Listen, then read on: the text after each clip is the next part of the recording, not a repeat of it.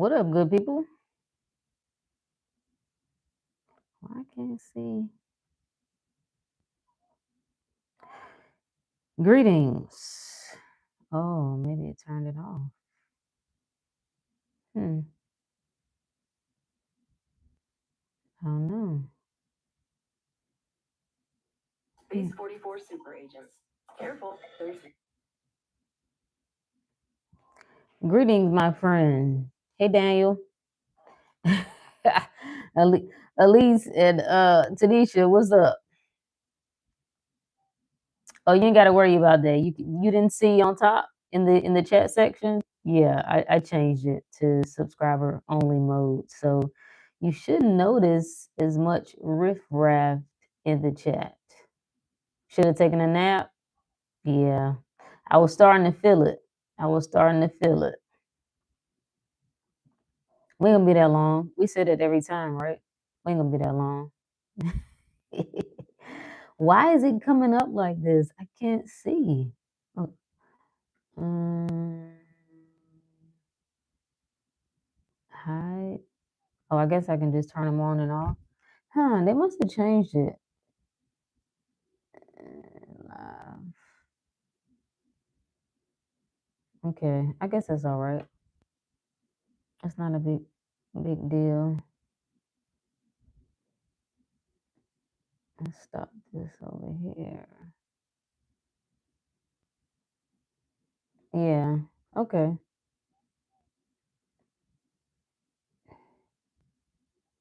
Yeah, I don't know. I did something different, so I can't see.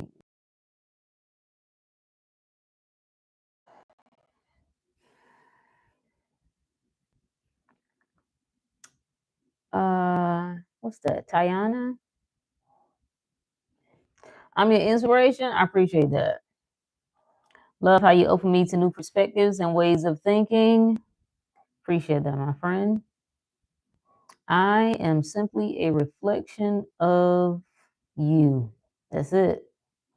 I'm really a little perturbed. I don't know why I can't see. Okay, maybe I turned that on right there. It's okay. I'll leave this up over here so I can kind of see what I got going on. So greetings, happy Friday. Yeah, how y'all feeling? Good. Are you getting what you want? Somebody I saw a post that said everybody seemed to be unhappy. So why is it that everybody seemed to be unhappy? Is it? Is that what you notice? Are you unhappy? I mean, it is what it is. If you feel unhappy, you feel unhappy. It's just a question. Dr. Money Magnet in the building. What's up, my friend? Oh, maybe I have to scroll up. Yeah, I don't know. All the chat just disappeared on my phone. Okay. Hey, Wave. Yeah, I don't know. I mean, I certainly notice I've been around unhappy people all my life. Do you notice that in your reality? Most people are unhappy. Most people are miserable. Why do you think that is? If you unhappy, why are you? Do you not know? Because sometimes you don't know. You just like it's such a damn. Where did I hear that from? It was a quote that said, "When your life starts to collapse," it might have been Brother Panic that I heard say this before. Like that's when you know you're on the brink of, and I'm jacking it up. I don't remember exactly how it was said, but you can say a spiritual shift, you can say evolution, you can say awakening. Hey, Brooke.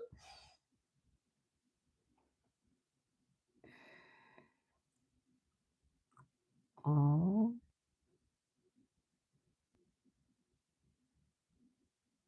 hey, Ricky. What's up, my friend? Happy Friday. So I don't even think people being unhappy is necessarily a problem. I think there's a collapse that we're witnessing. How the hell is she already got something to do?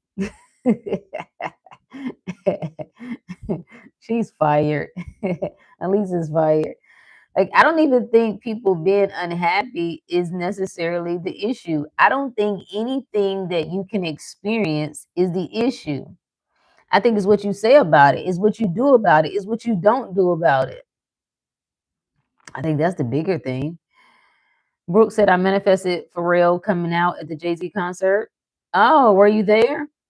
I passively said, wouldn't it be nice? People around me said it wasn't likely, and he popped up. I love that. I love that for you. I love that. Oh, you know what I think I did? I did set some more restrictions. I still should be able to see it though. I don't know. I don't know what I did. It's not a big deal. I like that. I like how you said it in your mind. This is what I want. This is what I want to experience. No matter what it is, there's no big or small. A parking space, seeing someone you like at a concert, meeting someone, $1 million, reversing the illness. To me, this shit is all the same.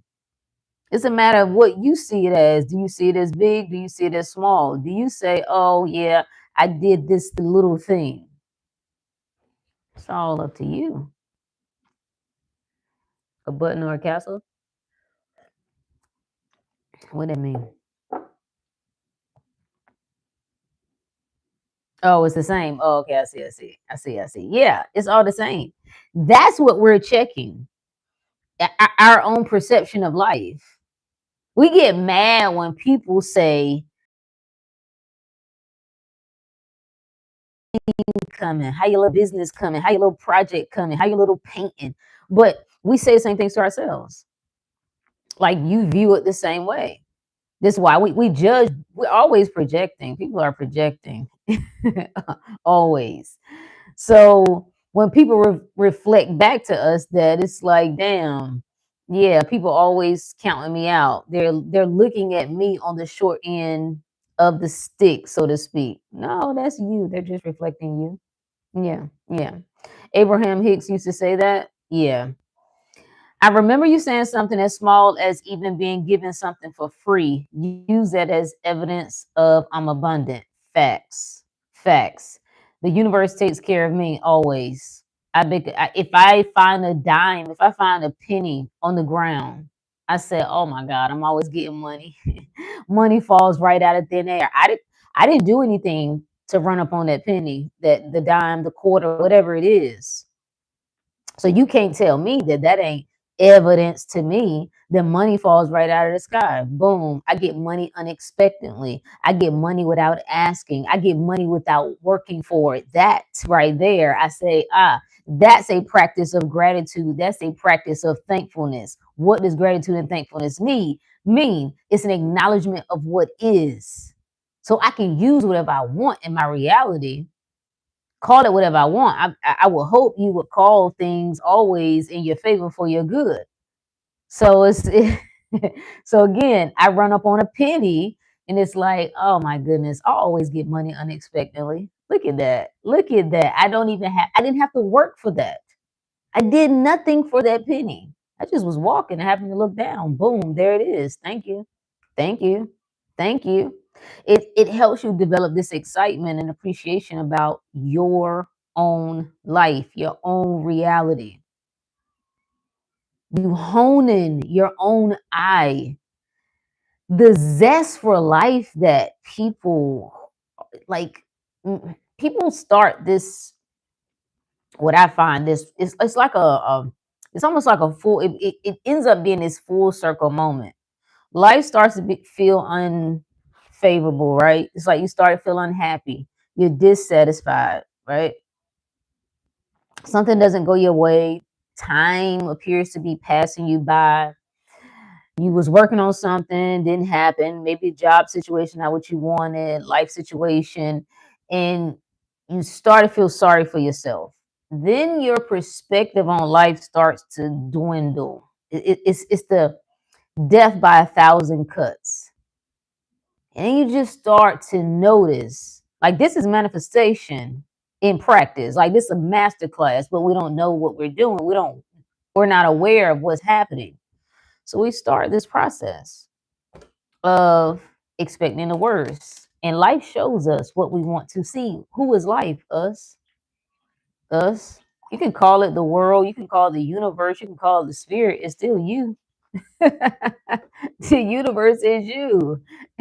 It's whatever you say it is. It's what you're getting you reflected back. Your assumptions, your beliefs is you. Yeah, creating the wave of fortune for yourself. Yep. After rampaging on how much I love myself, I usually get free things. Yeah. That's like today, that's what just came to me. Thank you, Ricky. That's what came to me. I was just like, I'm happy. Like I'm happy. Like I could just be like I'm happy. Like yo, I don't have to wait for any particular thing to happen or unfold. I don't have to wait for somebody to show up. I don't have to wait for somebody to do something. It's just like, wait, oh, I'm just happy. I'm happy. Like nobody can stop me from being happy. Nobody can stop me from being loved. Nobody can stop me from thinking in my favor. No matter what's going on. I'm in complete control of that. Huh. Well, damn. Well, damn. Brooke said, I've noticed that even when you switch it to expecting the best, you got to stand firm in that when the opposite appears to be happening. Yeah. Yeah. Like it's just you really developing your sense of self. That's all you're doing. You're developing your sense of self. I am so certain, confident, and sure in who I am and what I am. It does not matter what I see. You get to the point where you no longer move. We can use as an example older people. How is it that older people, right? Some of those really those gem of elders, right? Very wise. No matter what happens, they just ain't moved, right? They done been on the planet so long. They have watched it cycle so many times. It's just like, okay, yeah, put it in God's hands. Whatever it is, whatever their thing is, right? Just, you trust, be still and know, whatever. It is like this is why I think it's important if everybody relax and just live. Just let life unfold. Just let all of it do whatever it needs to do. Just have the experiences, meet people, date people, break up with people, get the job, quit the job, start the business, do whatever. Let all this shit unfold. Because as you develop yourself, it's like, yo, it doesn't matter. This is what's true for me. This is what I'm gonna get. This is what I'm gonna experience. The end. Period. I really try my best to apply whatever stuff I learn from your content. I love that because that's what matters. Those are the people I really appreciate, not just the hearers but the doers, because that's what matters. That's the only thing that's gonna really change anything for you is the application. All of us know the things. Every one of us, if you listening to me, already know you done studied things, right? You're familiar with different concepts and ideas about reality creation, manifestation, da da da da da da da. You know that. You know that. But who are you when shit get thick? They're gonna do a video on that. Like you need to be ready. Not just for life, but for death. You need to be ready for all of it. And being ready has nothing to do with you preparing for something that you don't want to happen, or something that you don't want to unfold. That's not what it is. Is that I'm of the mind that it just don't matter what happens. Can't nothing take me out. Can't nothing break me. I like talking shit, right? And then watch myself observe what appears to be life breaking me. I like that. Because what do you do then? Do you change your story? Do you back up off of it? Do you kind of come back and alter it a little bit? Or is it still whatever the hell I say it is? That's what I like. I like that a lot.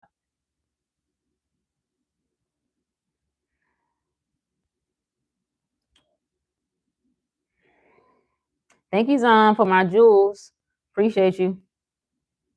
Wait, oh, that was a flower. Thank you. You and Eric are the only two people I listen to now. Who? Eric, the Power of I Am? Yeah, I like Eric.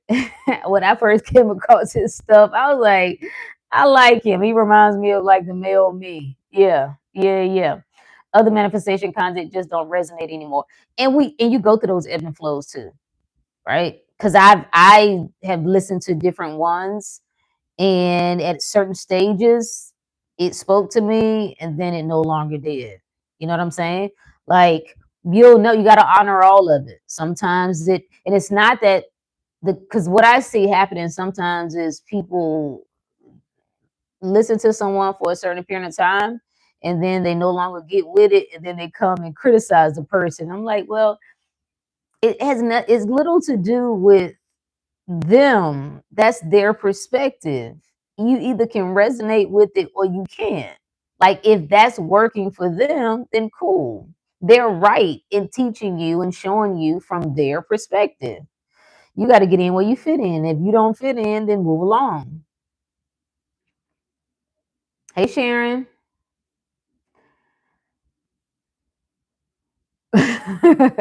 Yeah, no nonsense. Yeah. Cause that's what it, I'm always watching, right? Where there's usually people split and people want to argue this or that. I'm usually the one watching both. I'm saying, how do I look at both sides of this? And I want to see, I'm a dot connector. So I'm connecting the dots. I know everybody is really saying the same thing in different ways because there is only one truth, right? We get down to it. So I pay attention to say, what are they really trying to say here? And what I discovered is it's all mind. It's just whatever you're willing to accept. If somebody says, hey, what you need to do, this is what you really need to do to manifest. All right. You follow this to a T. Write this down 25 times, 3 times a day. Okay. On a full moon, do XYZ. Then light a candle. After you do that, meditate 45 minutes before you go to sleep and listen to this. Guaranteed, boom, this is what will do it. They're not wrong, right? You're gonna have people in the comment like, yo, they are on point. Yo, I did this, this was it. Then you're gonna have other people be like, nah, this is I think it's some bullshit. It's whatever your mind is willing to accept. You have to understand that there are people operating at different levels of awareness. So some people will readily accept something, right? And they say, I can get with that, right? I need to follow this script. They seem to be the authority on this. I'm going to do this, boom, and get some results. Cool. You, usually the people who listen to me, your awareness has expanded beyond that. It's not better or worse. It's just different. It's expanded beyond that. Your mind questions like, the fuck? See, the more questions you ask, the more answers you feel like you need. And so you, that naysayer, is even louder in you. The doubting Thomas is like, I mean, I don't feel like I need to do all that. I don't feel like all that's required. Now, the person who can readily accept what they were given, they might look at you and be like, that's why your ass ain't getting what you want. But you have to go beyond that because your mind will not accept. It's almost like the Jesus. You can accept the Jesus until you can't. So did Jesus serve me at a certain point? Yes. Yes. Until it didn't. Didn't matter what I said. Once that veil was pierced, I couldn't force myself. I couldn't force myself to make sense of that. I'm like, wait a minute. This is all a lie. This is what in the hell? Like, I couldn't put the blinders back on my eyes. That was my indicator you have evolved beyond that. So now you must give new meaning to life, to spirituality, to power, to God, to whatever you want to call it. That's your task. Not to talk shit about other people or complain about other people. Um, yeah, Eric is hilarious. He is. Hey, Queen. In my opinion, both of you simplify it for me. Yeah, that's the intention. Even though I do pull from some of the concepts, right? Sometimes when I'm explaining things, because I'm trying to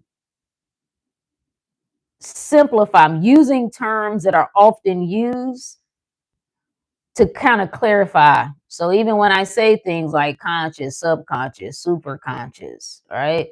The Father, the Son, these are all words and concepts that many of us, especially if you have a religious background, this has been beat in you, it's been embedded in you, it's been programmed in your mind. So we're saying now, okay, bet. Can I fight this? Can I go through this deep path of trying to uninstall all of this stuff? You can. You can. You got to figure out everybody got to figure out what it is that they want to tackle. I just decided now that I can see and I understand and recognize the truth, I'm just going to clarify what I'm looking at. I really don't have to throw it away. I think people, especially when they get into this so-called spiritual pursuit, it's like I'm trying to get rid of all the stuff I don't like, all the stuff that I think is bad or has been misused or people have lied and programmed. Da da da. Da. I want to just get rid of all of it. You can, but you don't have to because once you're aware, you know what the truth is. You know what you're looking at. So I ain't got to bang with none of it. I'm reminding myself that I'm all of it. No matter what it is, it's like I want to know what I'm looking at. And let's see. So I'm not ruminating and my energy is just consolidated in one area. Yep. Yep. Wait. No, it don't do it. I really am so curious what happened over here. I don't know. It's okay. Um. mm, mm, mm, mm, mm.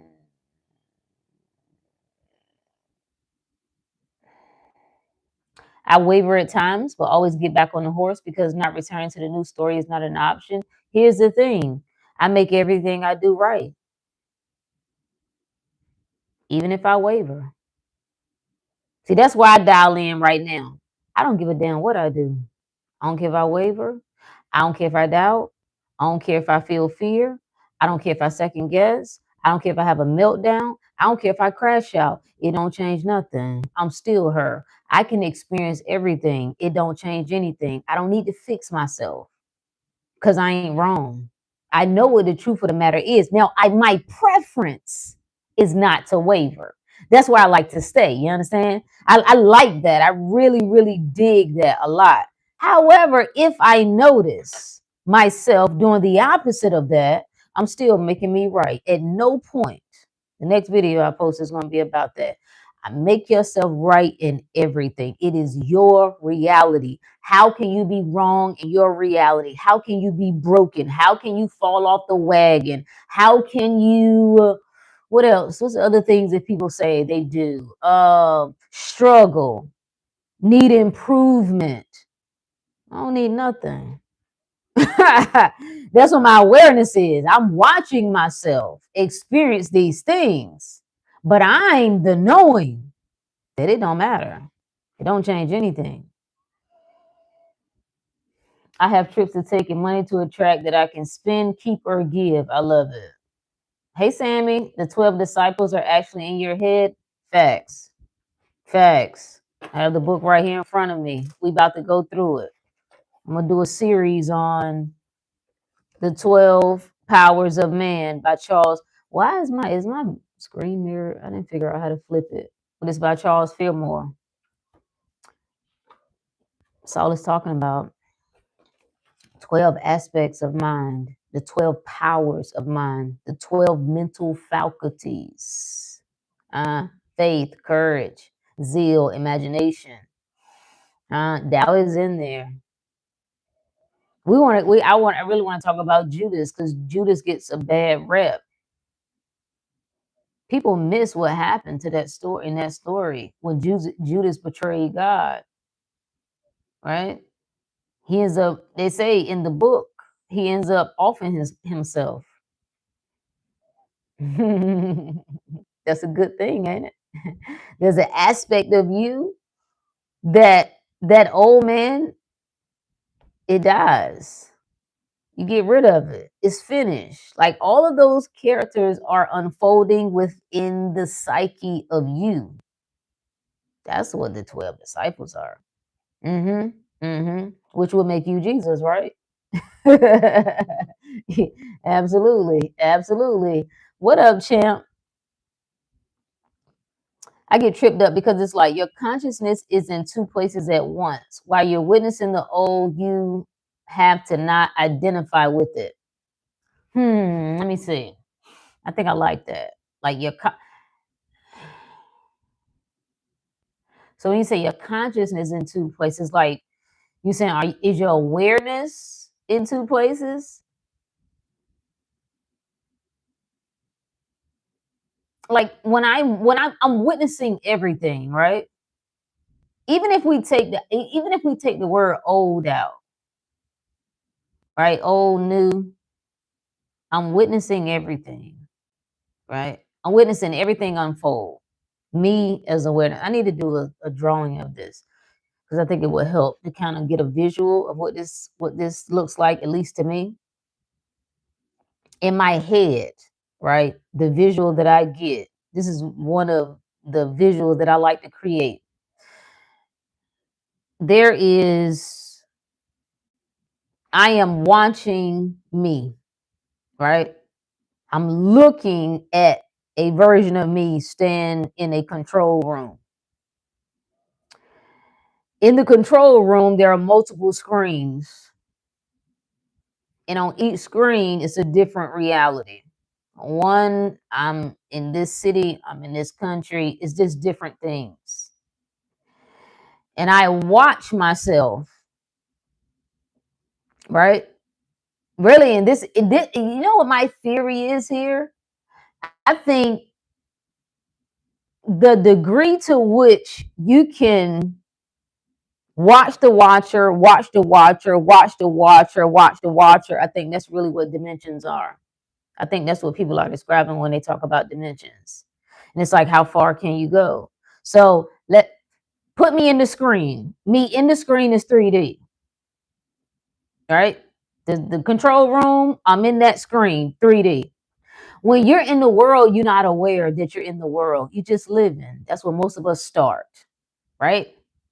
At a certain point, you become aware that you're in this so-called matrix. You still ain't came out the screen yet, though, right? You're just aware, like, yo, this is an interesting place here. I don't know, it's some weird shit happening. I really know.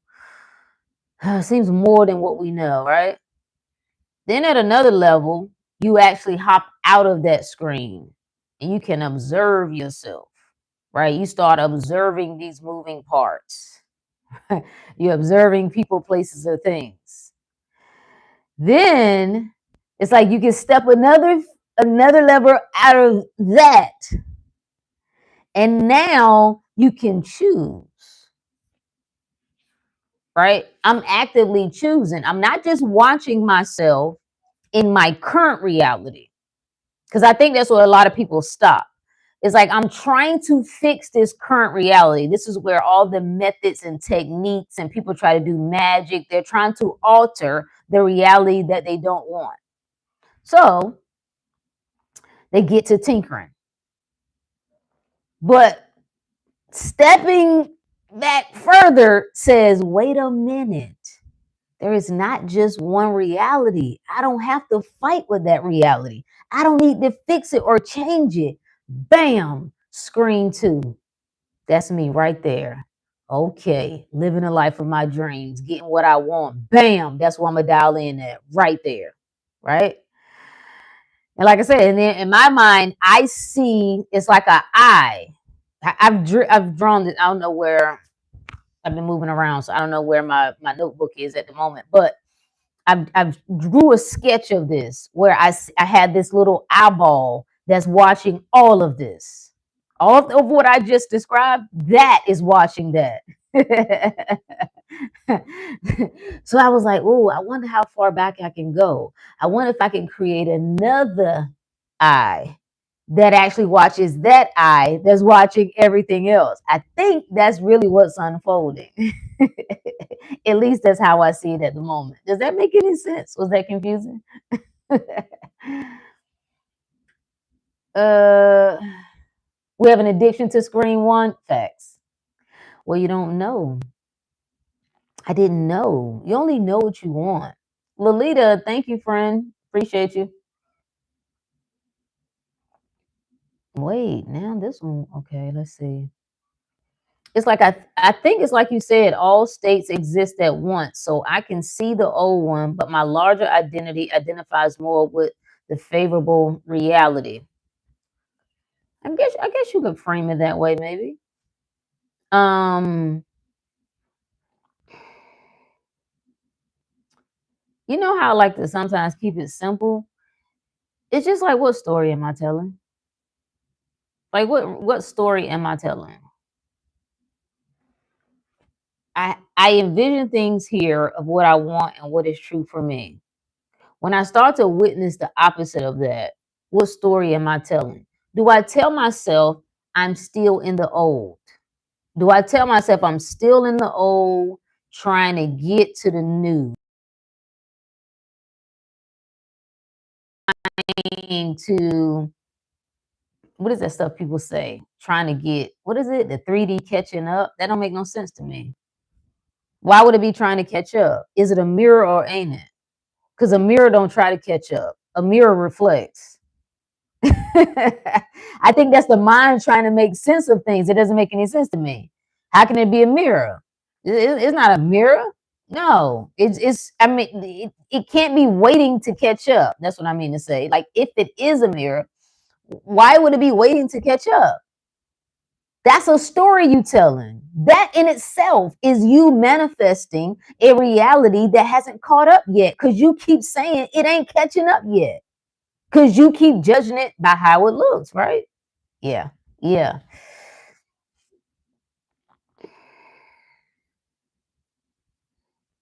If you're into parallel reality concepts, have you checked out Frederick? No, I haven't heard of him. Frederick Dotson. Mm-mm.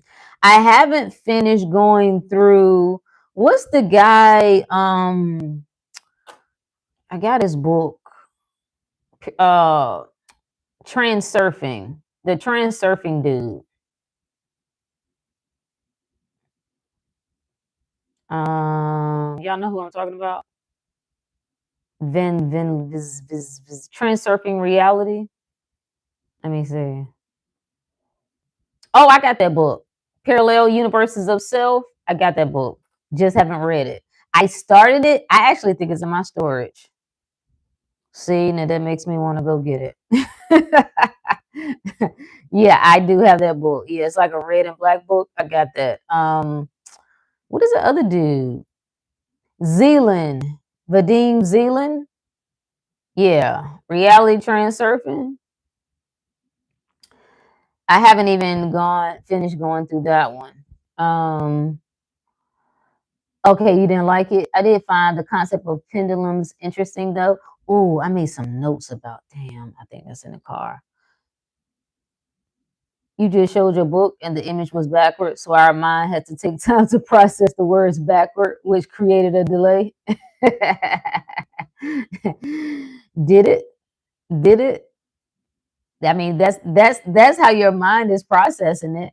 The mind picks up on things. There's an aspect of you that doesn't need time to process anything, right? Yeah. Yeah. The mind, that's its job. What we call the ego mind, the analyzing mind, the processing mind, it works like a computer. So it needs time to make sense of things. But you can know things before you understand them. Because love recognizes things before logic understands. Aha. Um, damn it. Why did it erase that? Let me see. I don't know what you said there. I put some more restrictions on the chat, so it might be kind of taking it over. Um, um, I thought he didn't say anything that wasn't readily available knowledge. Oh, okay. Hey, Final, what's up, my friend? Yeah, I did. I liked the idea of the pendulums. I just haven't. I can't speak on it until I actually read it, like really digest it. So, and then I get to a point where I don't really care, right? These are just everybody is given their interpretation of what's unfolding, and then sometimes I don't want to hear from nobody else. Like it muddies my waters, so it's like I don't care. Then I'll circle back and I'll be like, oh, let me see. Okay, that's an interesting perspective. I'll connect the dots, so on and so forth. But sometimes you just got to put shit down. You just got to be like, listen, I don't want to hear that shit you talking about. Like even if you feel like that with me sometimes, like just like, listen, Rook, I don't want to hear that shit. Okay, I'm tired of your ass. That's fine. I understand. It's not gonna hurt my feelings. Sure ain't. Uh, if I decide nothing can steal from my energy, then that's how it'll be. That's the only way that I will operate. I would not entertain no ideas. Nobody can siphon my energy. That shit there out the window. No, ma'am. Not in my reality. Why would I? What's the thing we talked about it before that people be going off about? What's that shit called? Monitoring spirits. Get out of here. You storytelling, bro. Like you. This is why it's so vital that you got to sit with yourself. You must get familiar with your own mind. That's what know thyself is, so that you can become aware that I'm storytelling. No, I'm telling you, no, this shit is real. Okay, friend, it's as real as you say it is. But if that's what you like, roll with it. I'm saying for me, I would get real clear on what stories I want to entertain in my own mind. Me personally, that's what I would do. When the letters are shown in the proper direction, otherwise we have to adapt. I'm with it. Yeah, I don't even know why. My view must be on mirror, and I don't know where the settings are to flip it. So I'll look at it. I'll look at it. I meant to do that before this. I don't remember it giving me an option though. But whatever it is, it's the default settings because I didn't turn it that way. So yeah, it's on mirror. That's why it's flipping it like that. Have you read The School of Gods? Nope. I don't think I've heard of that. The School of Gods. Mm-mm. Is that an older book or is that a newer book? I haven't read a lot of the newer books. A lot of what I dive into is the older books that are like 100+ years old.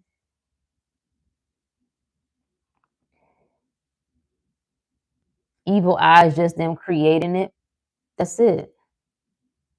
If everything is me, all is mine, the universe is mental, everything needs my consent. I have to accept that that's a threat for that shit to be a threat. So you got to check yourself. Oh, this is what the work is. People want to talk about what the work is. Get in the trenches with yourself. It's easy to blame everybody else. It's easy. I'm gonna tell you what they really doing. I'm gonna tell you what's really going on the planet. No, tell me what's really going on in your own mind. Can you see that? Oh, okay, okay. Black Mirror. Have I seen Black Mirror? I don't think I've seen that. No, I haven't seen that.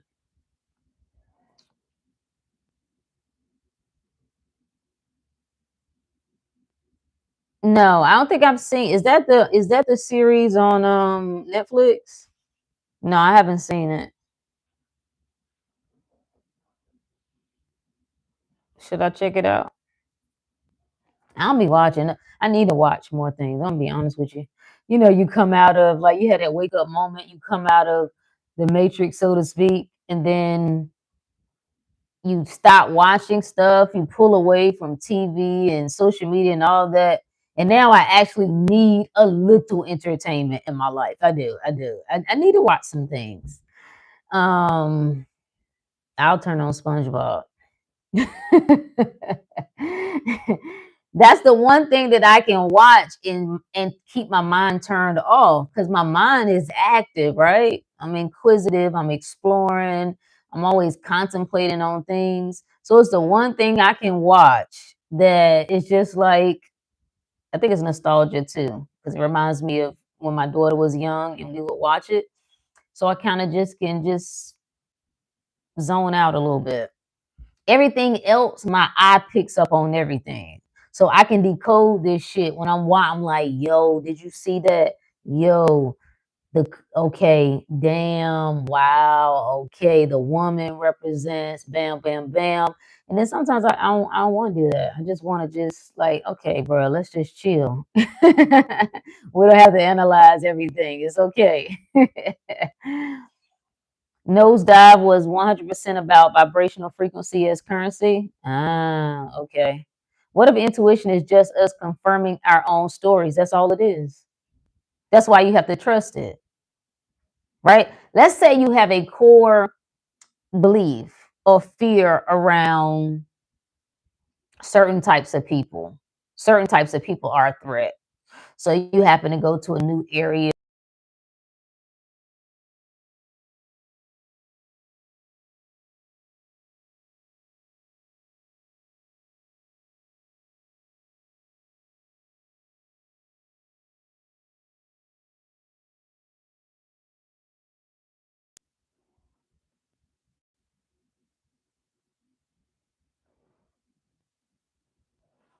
Oh, okay. So I'm gonna say we just crashed. It just crashed.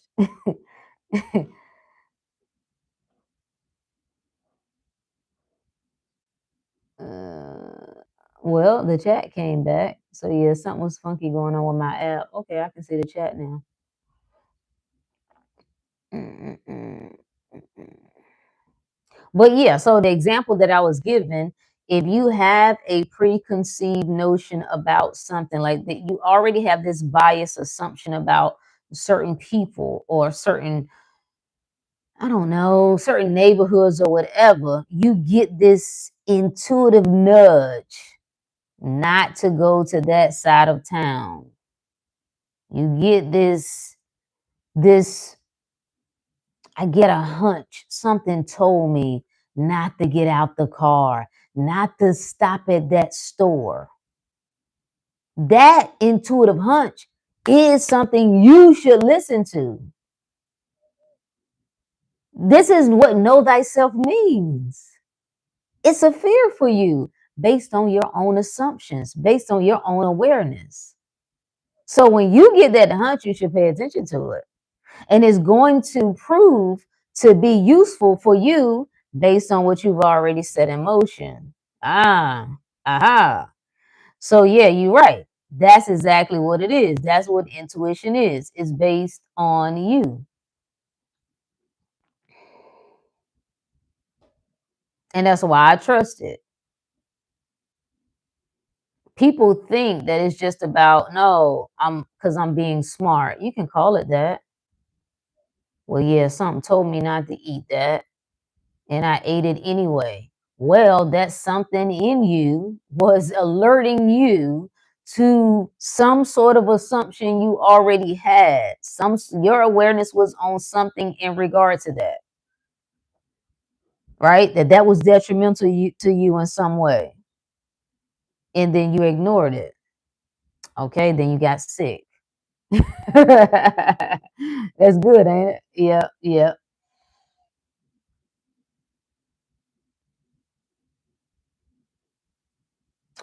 I think Bashar said it, when you brace for protection, you also create something you need to be protected from. I brought this up. I made some people, they got in their feelings about it, which I don't really give a damn. But I said the same thing when it comes to sex. Think about what you do when you say, I need to have protected sex. You are saying that I'm partaking in something that I'm acknowledging is a threat to me, that presents some sort of danger to me. That's a powerful energy exchange. Make of it what you will. Make of it what you will. Okay. I'm just saying, what is it right now that's going on? Whatever they got, I don't know. I haven't even been interested enough outside of, I thought I saw 3 or 4 posts about it.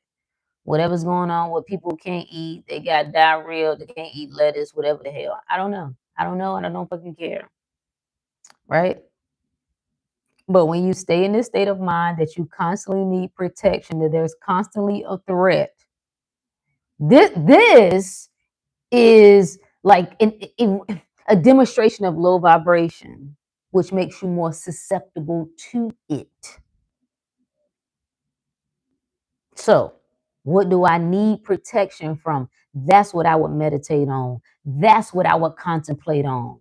My perfection, how wonderful my world is, how safe my world is. I wouldn't constantly look for evidence that they messing with my food in my reality. Because you know what? I don't know the exact place every single thing I eat has come from. I don't know. I don't know how many hands touched it. I don't know what went down from the moment the seed was dropped into some soil. I don't know. And I ain't got no time to be second guessing, over analyzing every single thing. I ain't doing that.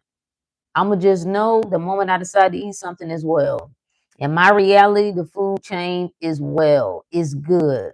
They ain't jacking it up. The food is perfect, highly nutritional, not depleted of anything. If that's the story you want to tell. See, I'm talking to the people who are beyond normal conscious thinking, okay? Normal understanding, a normal way of operating. Those are the people I'm talking to. You are the ones who say that you in the know. So if you in the know, you supposed to be working your magic, and your magic is your mind, because your reality is you. Your reality is your mind. So you shouldn't still be falling for the okie doke like everybody else. You still shouldn't be getting your ass handed to you like everybody else. The same thing that can affect some people. I gave this example with the one of the videos I posted about the so-called outbreak. Ask yourself, let's say, I should out of curiosity. I just don't care though. Like, see where the origin of this, where did all this start from, right? But let's just say there was a restaurant. Let's say 200 people come in a restaurant and they eat. I say they all eat of this whatever particular thing, broccoli, lettuce, whatever it is. 200 people, only 40 of them get sick. You're not the least bit curious about why 160 of them didn't? Your mind automatically defaults to the 40 and now you panic? Interesting. Interesting. So you have to check yourself. When I bring up things, I'm not asking you to think like me, okay? That if I only give you a small window into how I think. If I really shared how I think, trust me, you'd be like, this bitch is crazy. I'm not asking you to change your position. I'm not asking you to see it the way I see it. What I want you to do is to watch your mind when I say things. See what your mind does when I say something. Does it automatically get defensive? Does it get angry? Does it question? Does it automatically default to the worst case scenario? Does it automatically default to that's impossible? No, it don't work like that. That's the mind you need to watch. I have a tendency. That's what know thyself means. What gets me off? what inspires me, what makes me feel amazing, what makes me afraid, what causes me to feel uncertain, what offends me. You become a connoisseur of yourself, not about bitching about somebody triggered you. No, you triggered yourself. Have you guys seen Everything Everywhere All at Once? Yeah, I didn't like it. Yeah, I didn't like it. Um, I think if they did like I think it was a cultural barrier there. I think if they did a black version of it, it probably would have been good. Like the beginning was very slow, and I didn't like the ending. I the, it's interesting you brought that up because this is actually what the title of this was: how human responsibility is imprisoning people. That's why they so damn unhappy, right? But I felt like she did what she was supposed to do. I felt like at the end, all of that shit happened for her. Like it seems so, and I know it's a me thing, it has nothing to do with anybody else. It's based on how I see life now. So I'm like, oh, she had to learn the lesson to appreciate what she had, right? Like she didn't love her damn husband. She didn't love him. She at the end it appears as though she learned to appreciate him for who he was and what he did, but she didn't love him. She didn't even respect the nigga. Like, you don't be giving me no pity kiss. I don't want that trash. Like, I was just disgusted with it. I'm like, I get it out of here. Like, she didn't even, what spoke to her soul, she didn't even get that.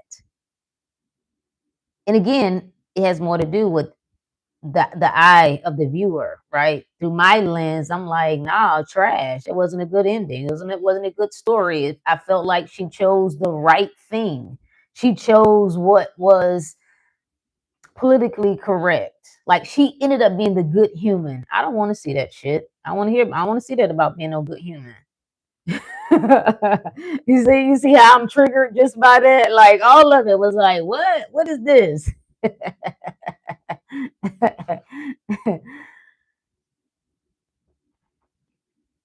uh I've been told since I was a kid I'm good at reading people, and I assume that deeply and have always confirmed it. I like that. I like that. Yeah.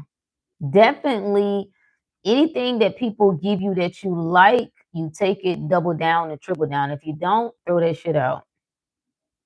Solar System said some of the episodes correlate to some of the subjects I have seen you discuss. I recommend the episode Black Museum. It is a little gory, but you can fast forward. Okay. Let's see if I can get somebody's.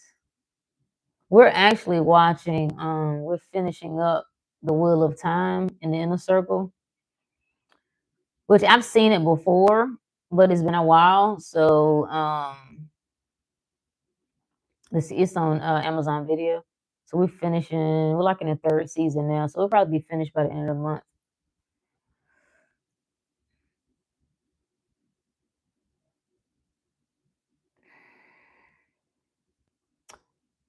Sunship, what's up, my friend? I believe emotions have memories attached. Okay, yeah. Wait, what happened? Um, what keeps us anchored in true self is the elevated perspective and divine perception lens. One views what they are undergoing. Yeah.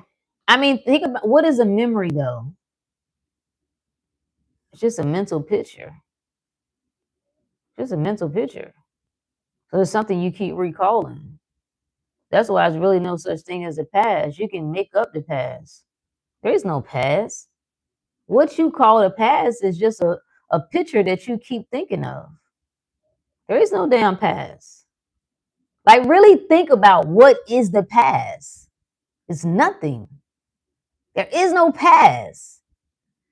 When people want to study history, you got to know the past. The past, past, past, past. I have to take somebody else's account. I got to take your word for what happened. And then I have to dial that mental picture in my mind and I have to continue to recall it. What if I don't want to? What if I create a new past? So the past, what I recall, is a wonderful world. What about that? What about that? What about it was great? It was love. It was well being. It was oneness. What about that?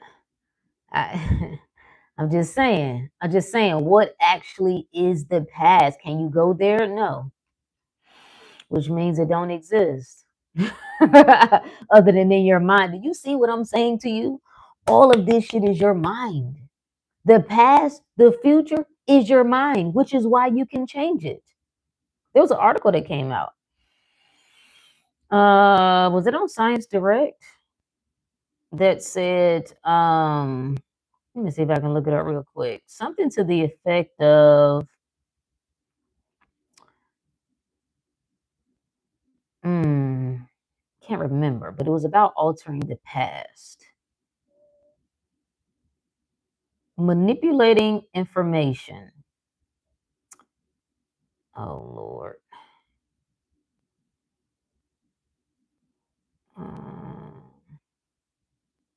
Okay, now it's not letting me see it.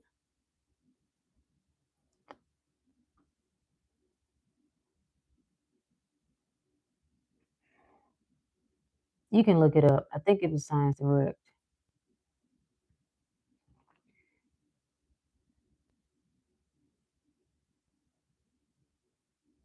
So it's called the delayed choice experiment.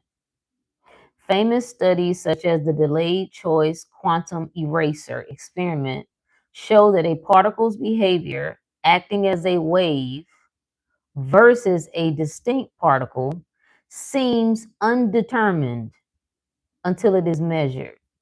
Some physicists interpret this as a future changing the past. Do you know how much, like, how you would free yourself? Like, think about how many people right now are suffering because of the past. It's one big psych out. Like, just let this shit go. Like, when you really think about it, like the shit that gets you riled up when people pull at your emotional heartstrings. It's like, this is some shit somebody told me about. I wasn't even here. I am worked up about somebody else's story, which helped me create a mental picture of it that I had to make up, by the way. I had to make that up, that I keep recalling in my mind over and over again. And I'm suffering because of it. Wow. That's crazy. That's crazy.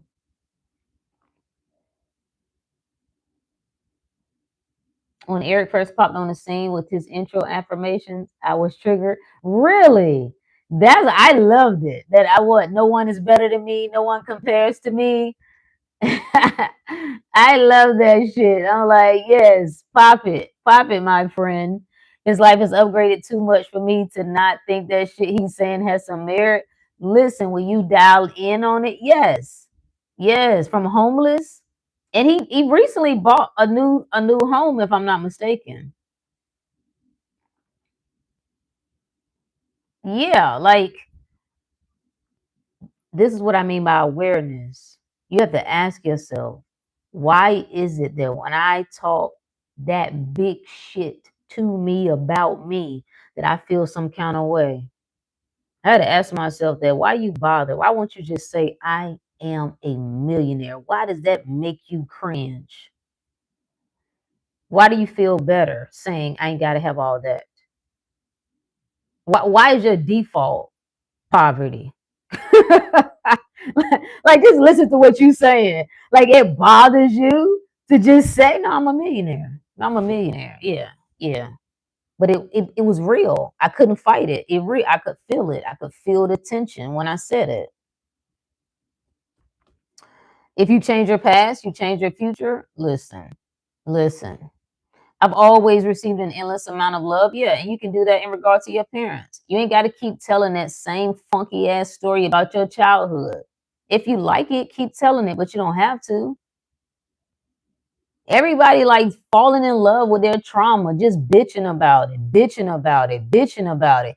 At any point in time, God, you can put your attention on something else. You can be aware that, listen, you can reshape anything to your liking. I had the best life. Well, that's not what happened. It is whatever you say it is. It is whatever you say it is. You ever heard the account of like 3 or 4 children who were raised by the same parents in the same house? They all tell a different story. They all got a different perspective of the parent. All of them. How's that possible? How's that possible? No, remember what Mama did? The Christmas of 1985. You remember what happened? No, that's not what she did. Yes, it is. Yes, it is. Yes, it is. No, what she was saying was that you have to ask, how long am I going to hold on to the bullshit? History has been rewritten so many times. Anything. Listen. Listen. What was that, Monte? I think that's an E. Listen, let me tell you something. That right there by itself should be enough for everybody to say, I will study just enough for me to get a general understanding of the game of this particular world, right? I will study just enough. But I'm going to always know that everybody is full of shit. Everybody going to tell the best story about themselves. If somebody asks you to start writing right now the book that you want to be read about you, your ass is putting the best up in there. You putting the best up in there. I ain't mad at that. If the pen is in my hand, then I got the power to write it any way I want. I ain't got no problem with that. But I'm also not playing nobody else's game about who right or wrong, who did this, who didn't do this. No, these people over there was doing all the great things. No, these people were doing all the bad things. Nah, nah, you can't fool me with that. Nah, I done seen too much. I know human nature. Oh, manifesting it. All right, we'll see. We'll see. Sunship said, if one recreates one's own memories, sounds like suppressing or blocking. Why? Suppressing what?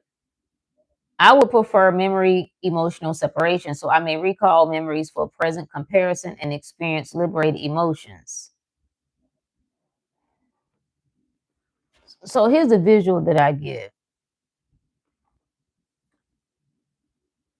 Nobody is really recreating anything. I imagine it as, I wish I could, if I had something to demonstrate this, right? Maybe I can do it with this piece of paper, right? This is how I envision it in my head, right? Maybe it'll make sense, kind of, sort of, right? Like if you can see these circles here, these are all memories. These are all scenes, infinite number of these scenes. If this is A and this is B, right? Can you see that? I am not trying to recreate A. I'm focused on B. That's all. I'm not recreating nothing. They all exist. They all exist. I'm dialed in on what my preference is. Let's just say though, I got something, boy. I keep referring back to A. And that shit that happened to me, it's almost like my body remembers it. So I have this tendency to I'm triggered with it. And then I don't fight with it. I do acknowledge. I'm looking at that as, listen, this was something I experienced. This is something that caused me pain. I am disappointed. I am hurt. I hate that this happened to me. Da da da da da. I go through all of that, but I'm choosing B. I'm choosing B. And I'm telling myself that it is easy to keep my attention on what I want. It's easy for me to tell another story. All the stories exist. So I need to change nothing. I'm not recreating nothing. I like when the good book says it is finished. Everything that ever has existed, ever will existed, it's already here. Can you see it? This is manifestation. Manifestation is there are infinite possibilities available right now. Which ones can you see? There is $1 million in your bank account right now. Can you see it? Manifestation says bring it from the invisible to the visible. So there is a pain scenario. There's abuse, mistreatment, but there's also love, companionship, compassion, care. All of it is available. What do you dialed in on? Both of my parents abandoned me, and I feel it's their loss. I'm lucky to have me. I love me some me. And then I think the parent-child dynamic, one of the if you ever get to the point where you can, not you in particular, just in general, people can just come back. Like you just come outside the glass. Just come outside of this. We're in this, right? And it feels so real. If you could come outside of it, which is why I do think it's good sometimes that people do have children because it helps you to better understand your parents. Because as a parent, you try to do all of what you think is right. And then when that shit don't go the way you expect it to go, it hurts your heart. And when you experience that, you end up developing compassion for your parents and you start to see them as a human, just like you. That sometimes you're unaware, sometimes you fucked up. Okay. I'm just saying, like, just your state of mind, what you have experienced. Like, nobody really cares. Everybody is saying you should have done me right. You should have loved on me. I don't care what happened to you. I don't care what you went through. I don't care what your mama did to you or your daddy did to you, and what they mama and daddy did to them, not my problem. You should have gave me what I needed and wanted. I deserve love and care. I have none to give to you. That's what we're saying. That's what a lot of us are saying with this whole anger towards parents and disappointment. But it is hard to be mad at people when you see yourself in them and them in you. That's what love is. It's easier to hate a mofo when you see them separate from you. Ah, ah. Think about what the human experience is. Everything separation, separation, separation, duality. Them versus me. Oneness is I see me in them.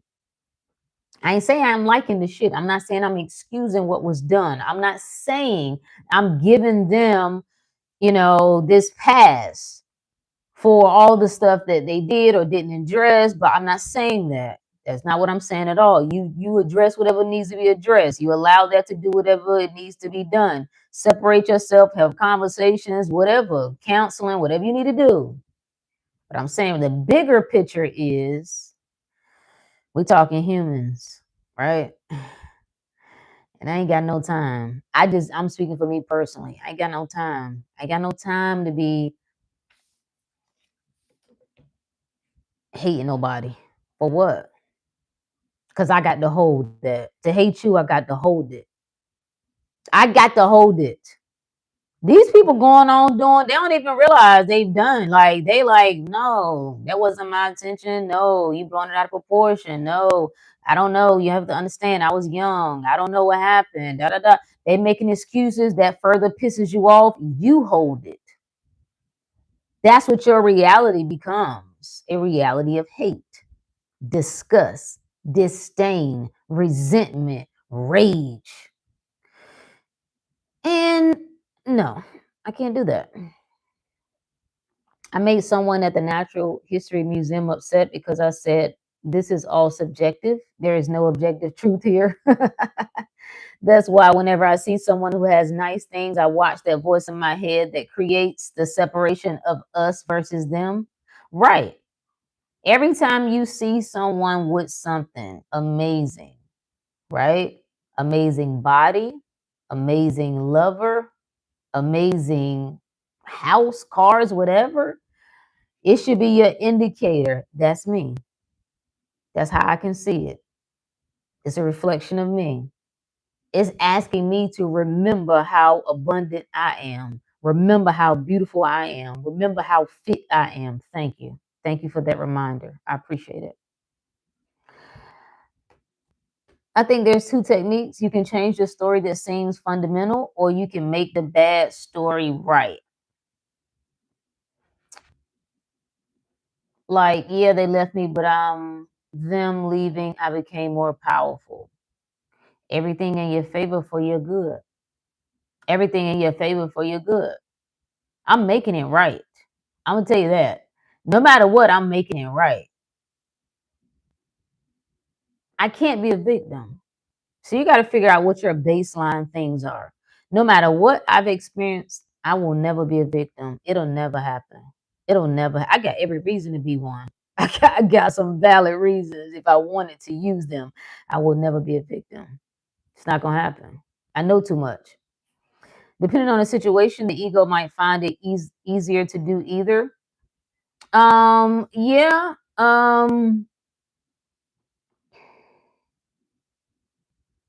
Sometimes you have to start there, right? Sometimes you do have to start with reframing it, right? Like, this experience is simply because I'm here to do something different. I'm here to, I used to say generational curse breaker or whatever.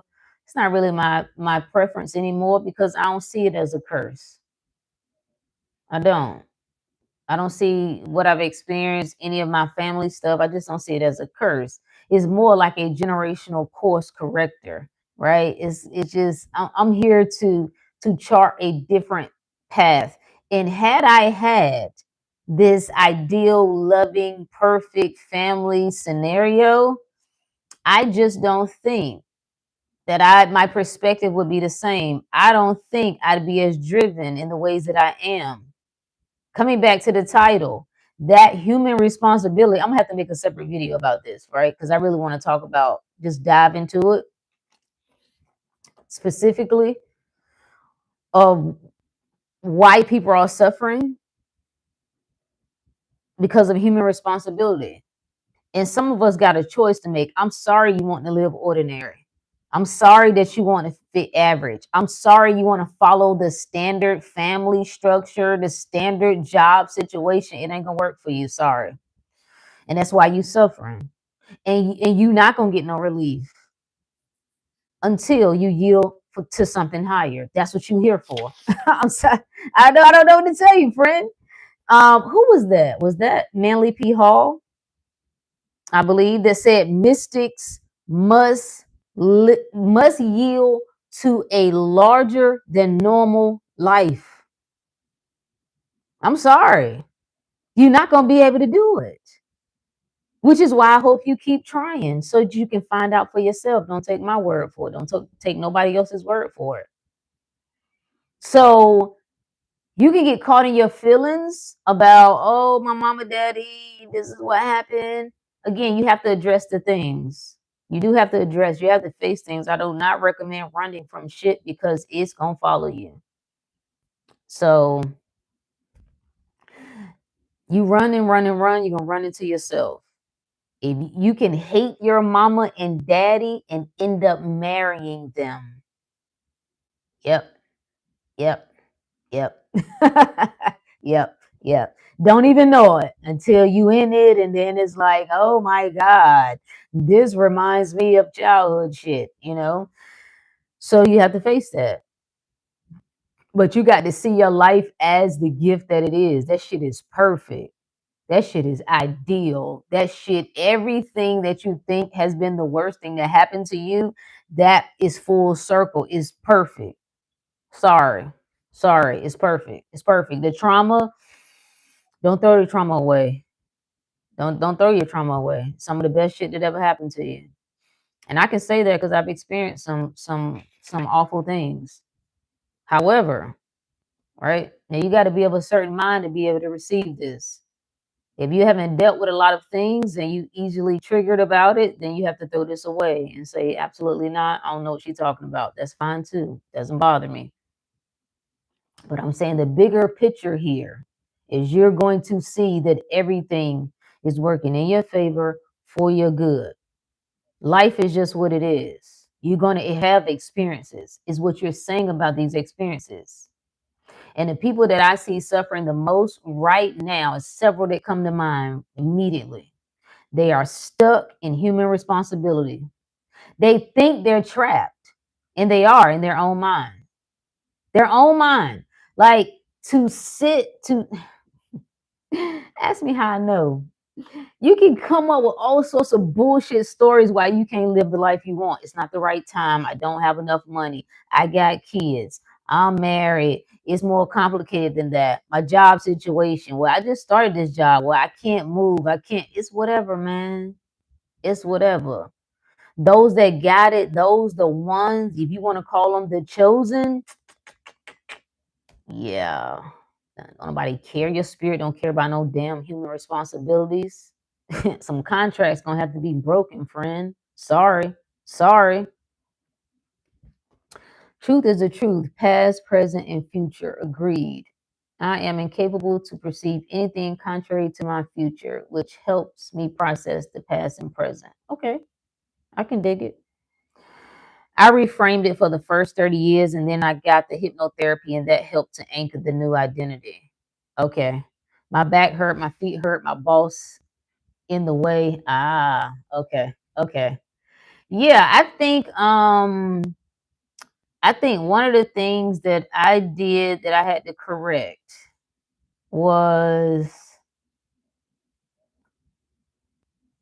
early stages, right, growing up was I got to get the hell out of here and away from these people. Okay. Got to get the hell out and get away sooner than later. And I did that. And I felt good in doing that. Okay. I felt good like, okay, I did it. I got away. Then I grow and I expand. I started to better understand things. Religious mind says you forgive, right? The love of God, you forgive. You forgive what was done, so on and so forth.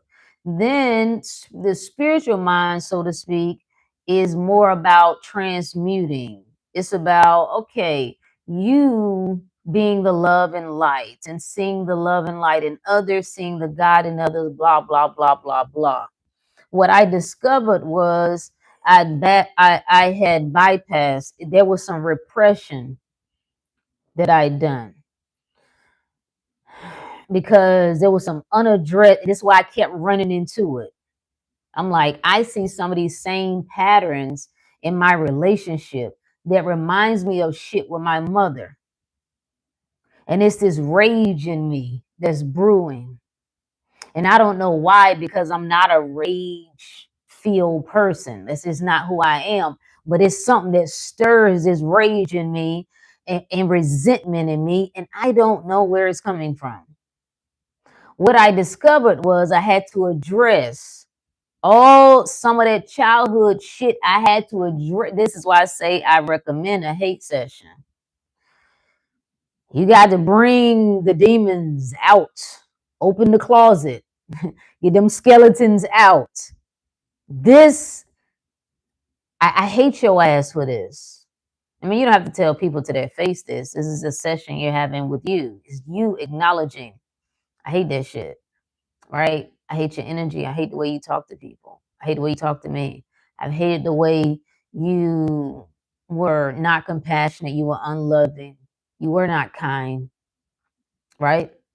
You didn't show up for me. You never supported me. You never did it. You just go through all these things. Right? All the things that you said is not a bother. I'm an adult now. None of that matters. But it did. That's why it keeps growing. And that one hate session brought it. That's you turning the light on it, giving meaning to it. I see you. I see you. And you now work for me. We're not working against each other. You work for me now. And that shit lifted. Boom. See, I don't have to try to eliminate the shit that I find to be wrong or bad not spiritual and all this other nonsense. No, I can face all of it for what it is. I get to hate shit if I want to. It's already there anyway. It's in your heart anyway. What verse is that? I meant to look that up. When a man sins in his heart, he's already sinned. Before you even take the action, before you say anything to anybody, whatever you are in your heart is your mind. That's what you're aware of anyway. So you can pretend like you like the person. This is why people resent. Listen to the conversations that are being had about relationships. Why are people so resentful for taking care of the person they say they care about? Why? It's only one reason that you could be resentful, friend. It's a self-denial that's going on. I've denied myself, right? I've denied myself. And I felt obligated to do these things. And now I resent that shit. I've given you what I ain't got. And now I feel like I'm without because I feel like you don't appreciate it. And now everybody mad. You know what I'm saying? That person mad for paying a bill. That person mad because they cooked. Everybody mad. You mad at yourself. You trying to live up to a script that somebody else gave you, and it ain't gonna work. It ain't gonna work. You can try it, but it ain't gonna work. I often have times of feeling like I don't have enough time, and then I have to affirm that time exists for me. That's it. That's it. D, yeah. Try a hate session. It's so good for the soul. And I'm gonna tell you why it was transformative for me. Because growing up, we couldn't hate. You could not say you hated anything. You couldn't even say you hate that sandwich. Like, oh, I hate broccoli. You couldn't say that. That was like a bad word in my house growing up. You could say I dislike it, but you couldn't say hate. That became the boogie word. And so I needed to use that word. Even years after now, you've been taught something that's been programmed in. I'd have conversations as an adult and I'd be like, oh, I hate that. Well, I don't want to say hate. Hate is a strong word. And I caught myself one time and I'm like, who told you that? What makes it a strong word? What makes hate worse than dislike? Who said that? Somebody came up with that. Why are you agreeing with that? I was like, I don't know. That is a good point. So it was something again that was taboo. So that is it. That's the main reason why, like, let me run toward the thing that I've been told to shy against. I'm making everything right. I think whatever you feel. When I did mine, I did it out loud. I needed to hear myself because again, it had more to do with that was like a no-no. And I needed to hear myself say it. I hate this. And I could feel a little tension. That was what was so interesting. I'm like, ooh, it's almost like my body is saying, ooh, we don't supposed to say that. It's like the body was remembering that that's a no-no. So that's why I kept saying it. No, I hate this. I hate people like this. I hate XYZ. But if you like to write, just you can't get it wrong, whatever way feels right for you. And after I did it, like I just went. I just talked, I let everything come to the surface, right? And things started to pop up on their own. Relationship stuff from college years, younger. It's this one particular scene where my mother really embarrassed me at school. I mean, she showed her absolute ass, right? And it was so uncalled for because she was wrong. And she wouldn't admit that she was wrong. And just yelled at me at the top of her lungs in front of everybody for no reason. And I just that one scene popped up on its own. That's how I knew. I'm like, okay. And I'm like, I hate her for that. I really hate her for that. That was probably, what was I, 14, 15-year-old me saying, I hate her for that. See, trying to deny yourself what you really feel No good. No good. No good. you got you already feeling it. That's the crazy part. You already feel it. So the moment you try not to feel it, you're trying to deny what is. Now, you don't have to say what you feel. You don't even have to act on what you feel. But it's a feeling. Just acknowledge it for what it is. But trying to ignore that shit for years, this is how people make themselves sick. That energy is just building, stagnant energy, just building, building. And then we finally see somebody lose their damn mind, you be like, what in the world happened to them? I thought they was like, they was doing well. I mean, they was cool. What I would have never thought that. You have no idea what people just stuffing in over and over, just compounding it, not saying nothing, right? Holding it in, brushing it to the side, trying to pray it away. God, take that out of my heart. God put it there. Uh-oh. Uh-oh. Huh? God put it there. Your own awareness put it there. I form the light and create darkness. I make peace and create evil. I, the Lord, do all these things. That's what the good book says. The Lord did it. Uh-oh. The Lord God did it. Oops. Oops. Oopsie. So now you're trying to pray it away. And that's why people get into this obsession with, like, I gotta be more faithful. I need to pray even more. And the more they try to pray it away, the more it's like the devil, the enemy is busy. It's like the devil keep trying to get to me. No, you're in denial. And you're making the monster that you're denying grow even bigger and even stronger. You can't deny yourself. Can't. You can't. And what hurts people is that they judge people for their so-called weaknesses. They judge people for their ugliness. So if you ever have to admit that that same ugliness is in you, oh, I can't handle that. Oh, I can't handle that. I can't handle that. No, no, no, no, no. So I got to fight it. I got to fight it. Let me turn my attention from it. No, no, I would never think like that. No, I would never look at it that way. Oh, no, no, I would never have those thoughts. The whole while they have those thoughts again, trying to pray them away, driving themselves crazy. Brooks said hate journaling is actually one of the things they suggest in treatment for chronic pain. Really? That is fascinating. Fascinating. I'm gonna have to look that up. But it makes sense because all pain,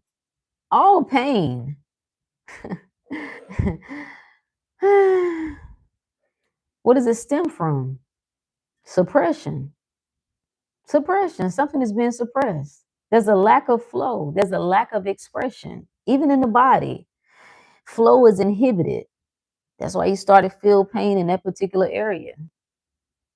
So that's very good. I did not know that. I'm glad to know that. That's great. After that session, what do I do with that? Nothing. Just let it be. Just let it be. Finding peace in doing nothing. Just say, I've allowed myself to honor what I feel. Thank you. Thank you. That's how much I love myself. I love myself enough to let me have the full life experience. I love myself enough to allow me to be mad, to hate, to be sad, to be disappointed, to suffer, to be depressed, to be anxious. And it's not even being, right? It's just more of you experiencing this. Because I think that's what helps make the distinction. I know who I am. I'm just experiencing this at the moment. This doesn't define who I am. That makes me feel better about the judgmental thoughts I be having. I mean, they already there. You see what I'm saying? Like, you can choose not to, like, when something comes up, you can be like, nah. I don't agree with that. Do we agree with that? I laugh with myself sometimes. I'm like, come on, bro, relax, relax. Nah, I'm not gonna go with that. Nah, you're going too far. I don't agree with that type thing. It becomes a little game because things are going to pop up all the time. It's a suggestion. I'm not gonna deny what pops up. It's a suggestion. Do you agree with that, Brooke, or don't you?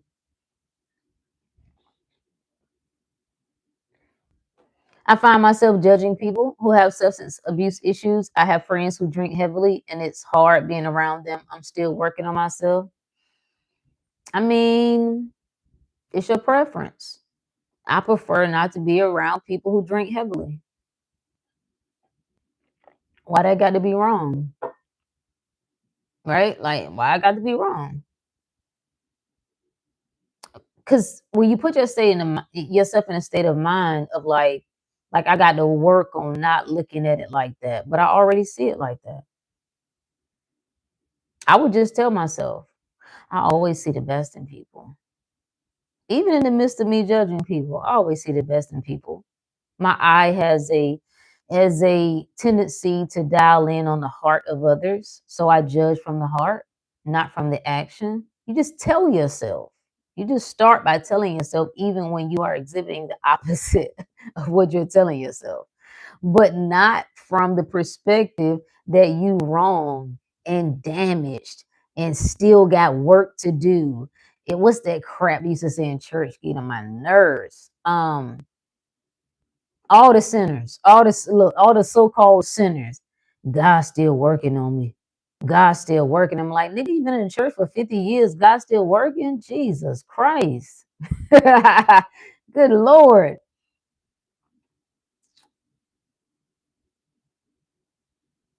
Just being, that's your favorite thing? Okay, good. I love it. Yeah. Just do that. Like, reinforce to yourself, I'm right. Everything is good. I can relax. There's no rush. I'm not going to miss it. I can't get it wrong. I got it. I'm in the right place. If I need to do anything, my spirit will let me know. I will always know what to do, when to do it. Always. John Sarnos. Okay. No, I don't think I've heard of him. But I like that. Um,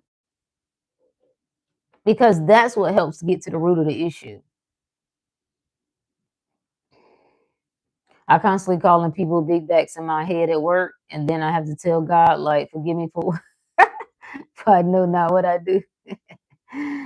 Listen, I don't care. I'm gonna say whatever I want to say.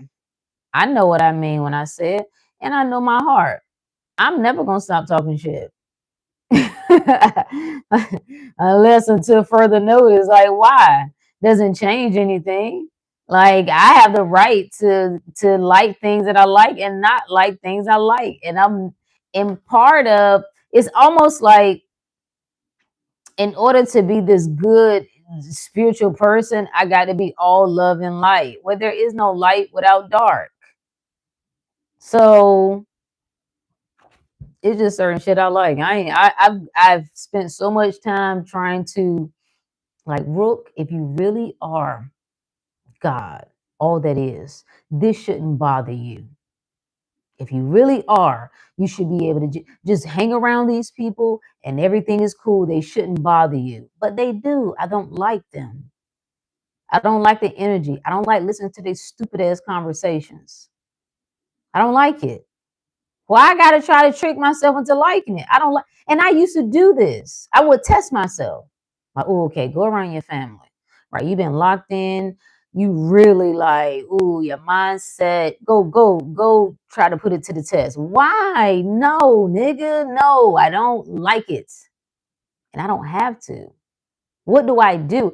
Because you have to think of what state of mind you got to be in to do this. What's really going on when you do this?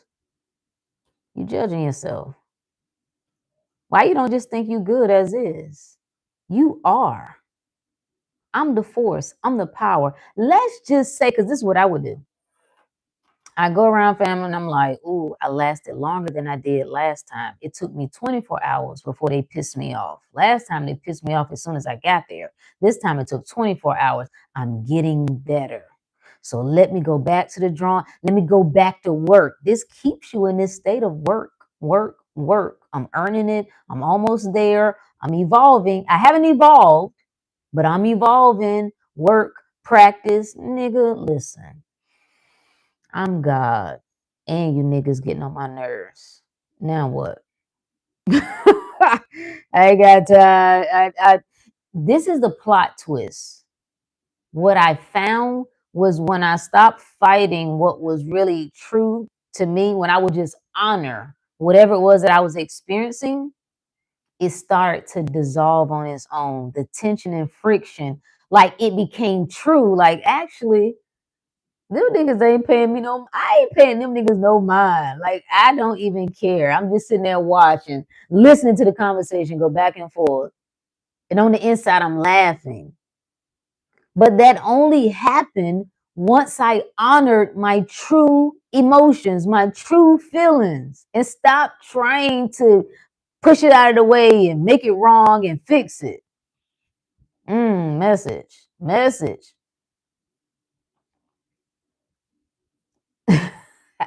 Brooke said, all my work with the Course of Miracles goes straight out the damn window. All of the attack thoughts when I'm at work. Yep, I know.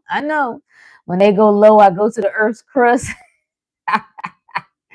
I think they say in the Course of Miracles, when you have attack thoughts, you're believing in separation. You're not in the kingdom of heaven. That's their perception. I like A Course in Miracles, but even they not the gospel. I'm the authority. So I understand what they're saying, but it is whatever I say it is. So I ain't telling myself that I'm never not in the kingdom. I am the kingdom. I am heaven. I can't do nothing to fall out of good grace with me. I can't do nothing to get kicked out of heaven. No matter what I do, I'm in heaven. That's just what I decided. I decided if this shit is me in my mind, then I set the rules. That's the only law. It's the law of me. And I say I'm good no matter what. I'm perfect no matter what. I'm right no matter what. I'm blessed no matter what. I'm in control no matter what. You can't tell me when I done fallen. You can't tell me when, if you really was locked in, you shouldn't be moved by that. You should be better than that. You should be, I don't care what you think. You see what I'm saying? Make you the authority. Read all these things, cool. We relate to them. There are things that I vibe with. Like I say, I like it. I like A Course in Miracles. But ain't nothing the authority other than me. They making suggestions just like everybody else. They giving us their interpretation just like everybody else. So they ain't the authority. Bashar ain't the authority. Neville Goddard ain't the authority. Joseph Murphy ain't the authority. Jesus ain't the authority. The Bible ain't the authority. You the authority. Only you can decide what every coming through. Like, you the bouncer. You like, this is what now? Okay. Who you with? Okay, yeah, you can come on in.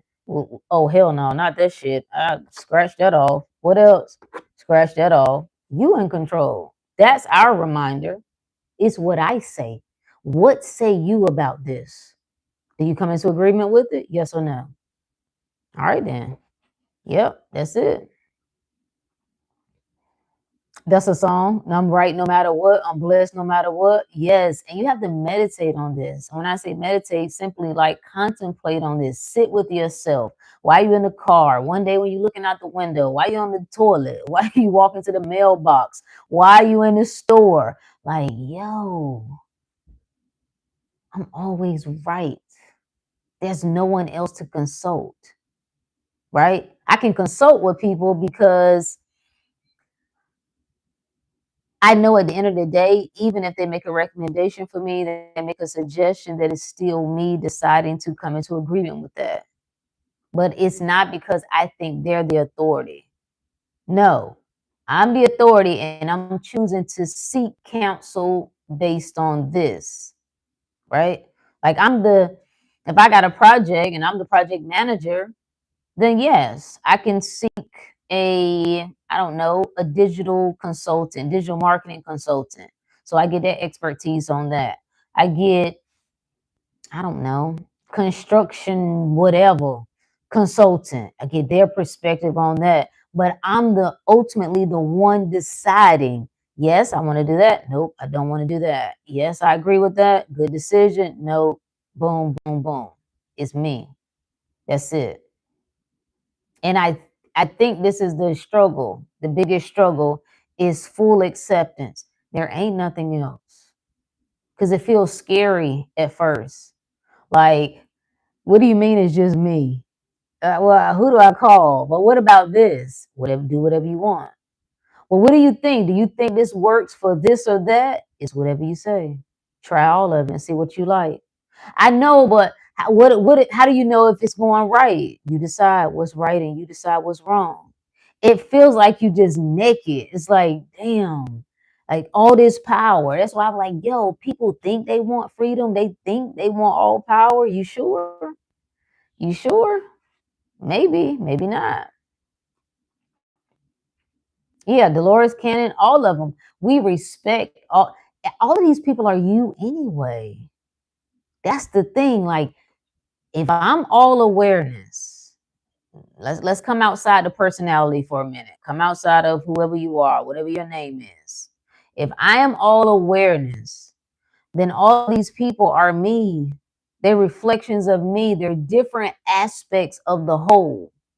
So I don't need to put them on no pedestal. They're offering me suggestions. Sometimes I dig it. I'm like, oh my God, yes. Oh, wow. Yeah, resonates. Other times it's like, the fuck is they talking about? Like when I first heard Bashar, I was like, why the hell that nigga talking like that? I remember it's like, just say what you got to say. Why you got to sound like a robot? Like, bro, what is you doing? And I just kind of scrolled. I kept it moving. Didn't resonate. And then years later, I remember seeing him again. I didn't go hunting for him. I didn't even know his name, right? I didn't know nothing about, I just thought it was Daryl, like the actual man. I didn't know nothing about what he was doing. He popped back up. See, when a student is ready, the teacher will appear. And you both the teacher and the student. You're both. Pop back up. And I remember I just stopped and I was listening and it all made sense. That's why when people say, oh, so and so, they confusing me. No, you confusing yourself. Nobody can confuse you. He didn't do nothing different. He was saying the same shit. So first, I'm like, what nonsense, crazy. What is this? Then it was, yeah, yeah, okay, right. Oh, yeah. See, it's all you.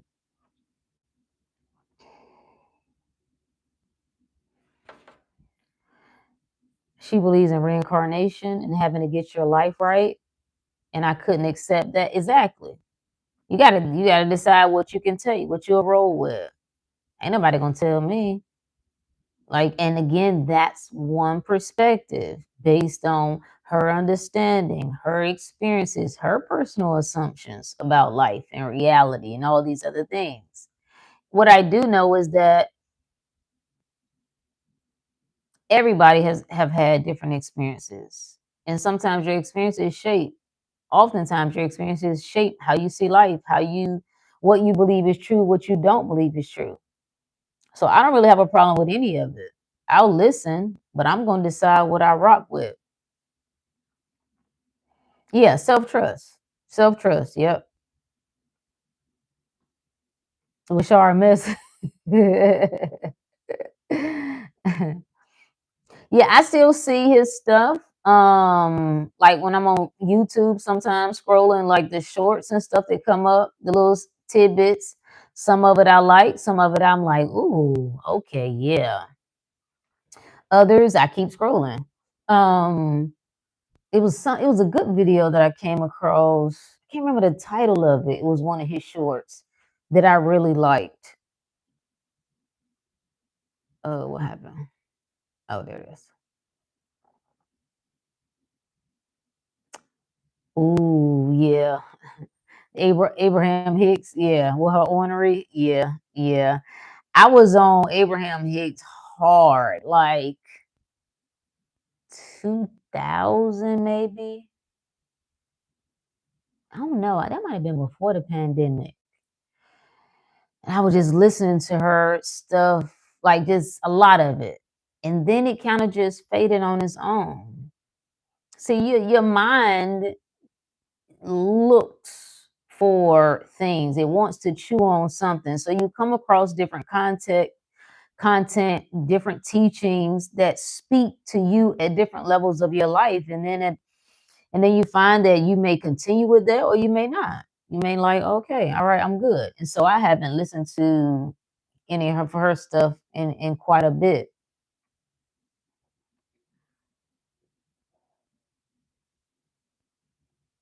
Yeah, law of attraction. Yeah. And that works for her. And which is why that's what she should teach. You should teach based on your understanding and perspective. So it works for her, and I'm assuming it works for her followers or the people who can get with that message. And you can stop wherever you can stop. You come across certain teachings, if you can stop there, you'll be able to stop there. If you can't, the point is not to criticize where somebody else stopped. It's for you to keep going. And some of us got to keep going. We've just evolved. That's we're beyond that. There's something more seeking expression through us. Do you understand? Like if you can stay there, your mind will rest there. When your mind keeps saying, but what about, but what about, but what about, I don't know. Yeah, it ain't quite making sense because if we really God, then why is it this? Well, I don't know. Then that's when you know you got to keep going. You got to keep boogieing on down the road. You got to be in the right vibes, head ass. Yeah, yeah. And that'll drive people crazy. Yeah, it'll drive you crazy unless it doesn't, right? Unless you can vibe with it. Nero said, I'm the law of whatever works. Yep. I like that too. Grew out of Neville. And it's interesting because I'm going back through, I got this on my desk now, Neville's Your Faith is Your Fortune. And I go through ebb and flows. So sometimes I don't want to hear shit. I don't want to read nothing from nobody. I'm just kind of more in stillness and receptive mode of my own. And then other times I find myself circling back to some things. I think I was telling the group this earlier. Mm, I've said for a long time that my path is what I believe to be a path of understanding. So I'm fascinated by a lot of things, but I'm most fascinated by connecting the dots. So when I start seeing people, I get a little annoyed when people criticize others' bodies of work that they haven't studied, right? Because like everybody, oh yeah, I don't like you listen to somebody on YouTube talk about somebody else's work, but you didn't really dive into their work. You didn't really get like, what is this person saying? What is it that they really communicating? What context and what context were they coming from? Speaking to this particular thing before you just no they wrong because they were saying XYZ. No, I want to get into the mind of how your mind works before I can speak on your work. I don't know. I got to know what you meant when you said that. I know you said God, but what did you mean when you said? You said conscious and subconscious. What did you mean? I know what some people mean when they say it, but what did you mean when you say it? And that's different. And every time I go through different material, especially after I put it down for a while, my mind is different. It's expanded, and I'm looking at what is said. I'm probably gonna cycle back through U.S. Anderson book at us. I've read it several times already, but Because each time I go through it, it's like, okay, okay, okay. Something more I gained from that book, Three Magic Words. Wayne Dyer. You know what? I love Wayne. I loved his spirit. I did not get deep into his work. I watched a lot of his stuff. I'm trying to think, did I read a book? I don't think I ever. It was one book, but I don't think I ever finished that book. But I did like his stuff. I did like Wayne used to come to me in some of my meditations. Um,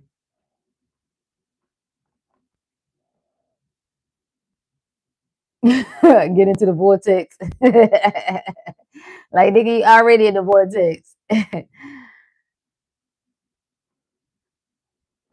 I vibe with Abraham when I used to spiral. Yeah, I used to like her rampages. I didn't get too caught up in the vortex stuff. It was just more, I think it just fizzled out on its own. Um, but it can put you kind of in that state of mind where you're trying to work to get there. I'm working to get there. And then people get really psychotic, like, well, how do I know? What's the sign that I'm in the vortex? What's the sign that but people do that in this game anyway. Am I saying the affirmation right? How do I know when I'm really in the end? How do I know when I'm really in the new mind? It's all the same crap. It's either you there or you're not. Are you there or you're not? Are you speaking from being there or are you not? Do you have it or don't you? It's all the same thing.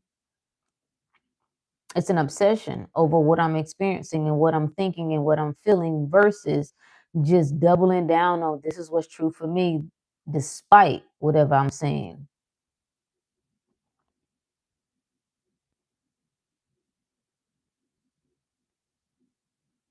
Oh, no, I get it. Appreciate you, Brooke.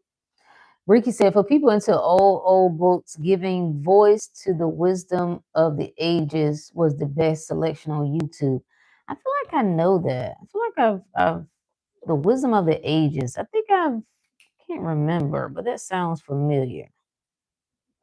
Here's the thing. Let me just tell everybody this. All of it, any of it that speaks to you is good. Any of it.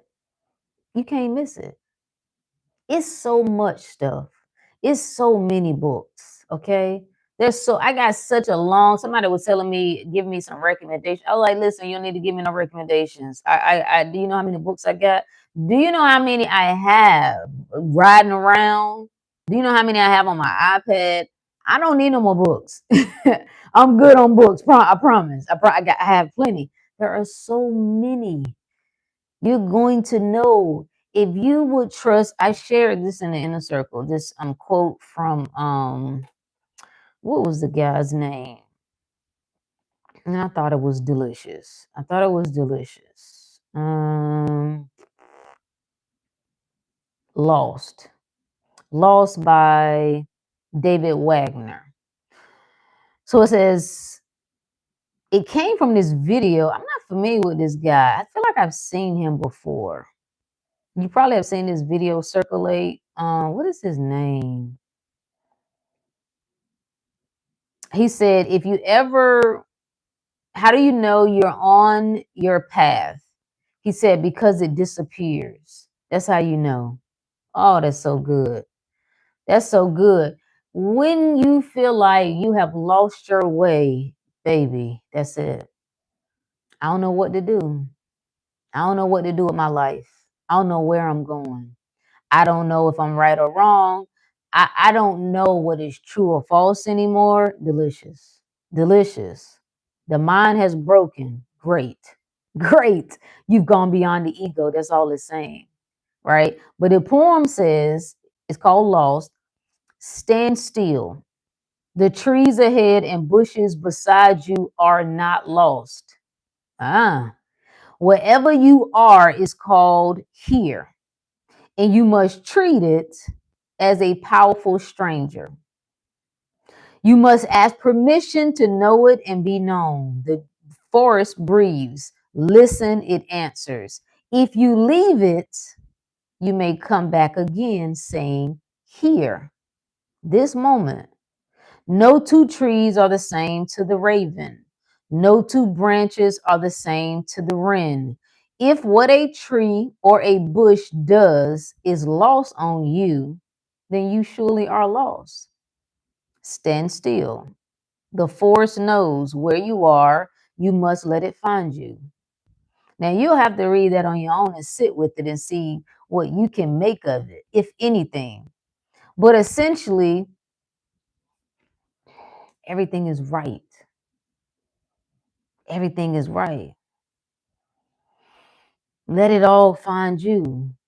In the beginning, I didn't know what to do. I didn't know where to start. I didn't know where to start with any of this stuff. You've been brainwashed. I pulled out of the world. I didn't even I wasn't even listening to regular music, bruh.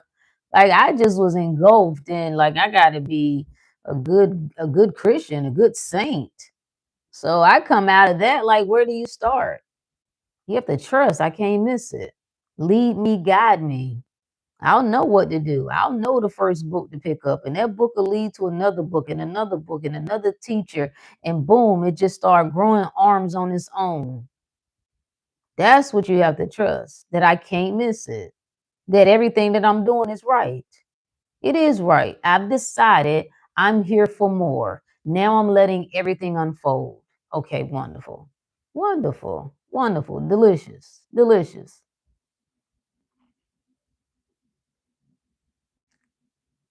Yeah, what's your definition? Yep.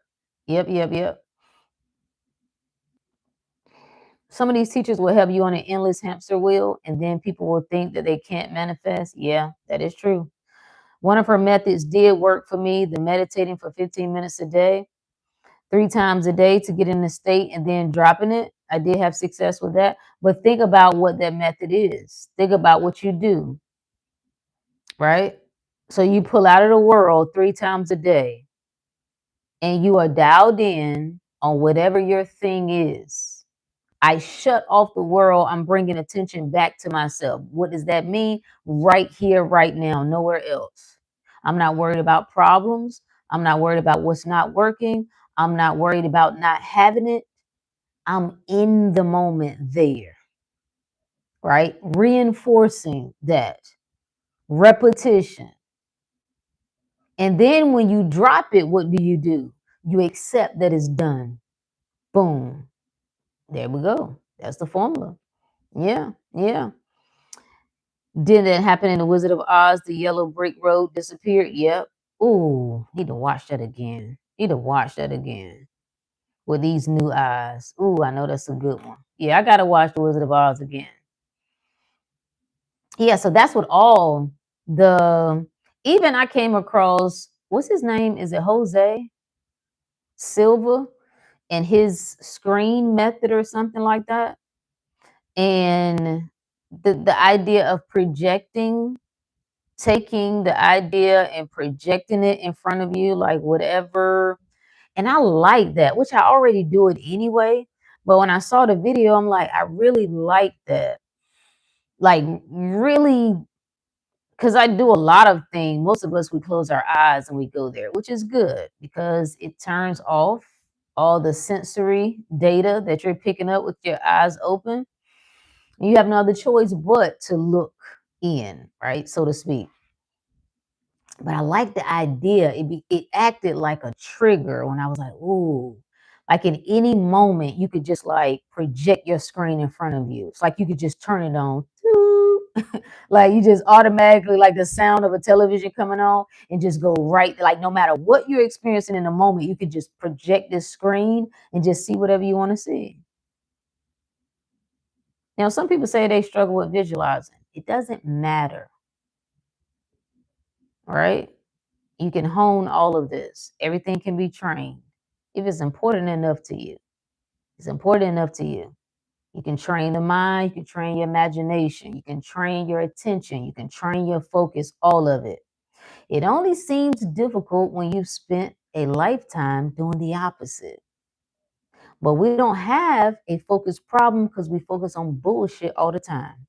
So we know that's false. We don't have a focus problem. We don't have a discipline problem, right? Because people are disciplined in doing nonsense all the time.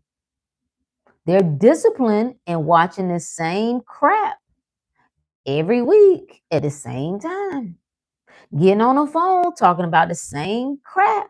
Like it's not a discipline thing. I'm telling you, you're really good. You're disciplined. You are focused, just not on what you want.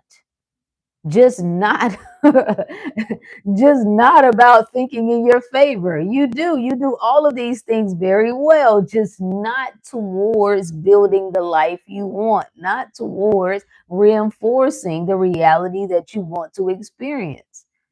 So you have to shift gears. You have to tell the mind, now we're doing something different. All this power that we have, that's what blew my mind the most. That's what got me so inspired. Like when I first started Project Bro, I'm like, oh my God, this, you mean to tell me I had the power all this time? I know you shouldn't me. What? What? Like all I had to do was take my attention off of all of that, hang up the phone, stop complaining about stuff, stop complaining about people, stop complaining about jobs, turn my attention to myself, think the best, expect the best, assume the best. What? Wow. I just thought other people might want to know. I'm like, I think somebody might want to know that it's just this simple. I think they might want to know. I was in a dire situation about a year ago and decided to robotic affirm. I affirmed all freaking day, not allowing a single bad thought, and my reality shifted overnight, but I had to focus. Unrelenting focus. That I ain't letting up off of it.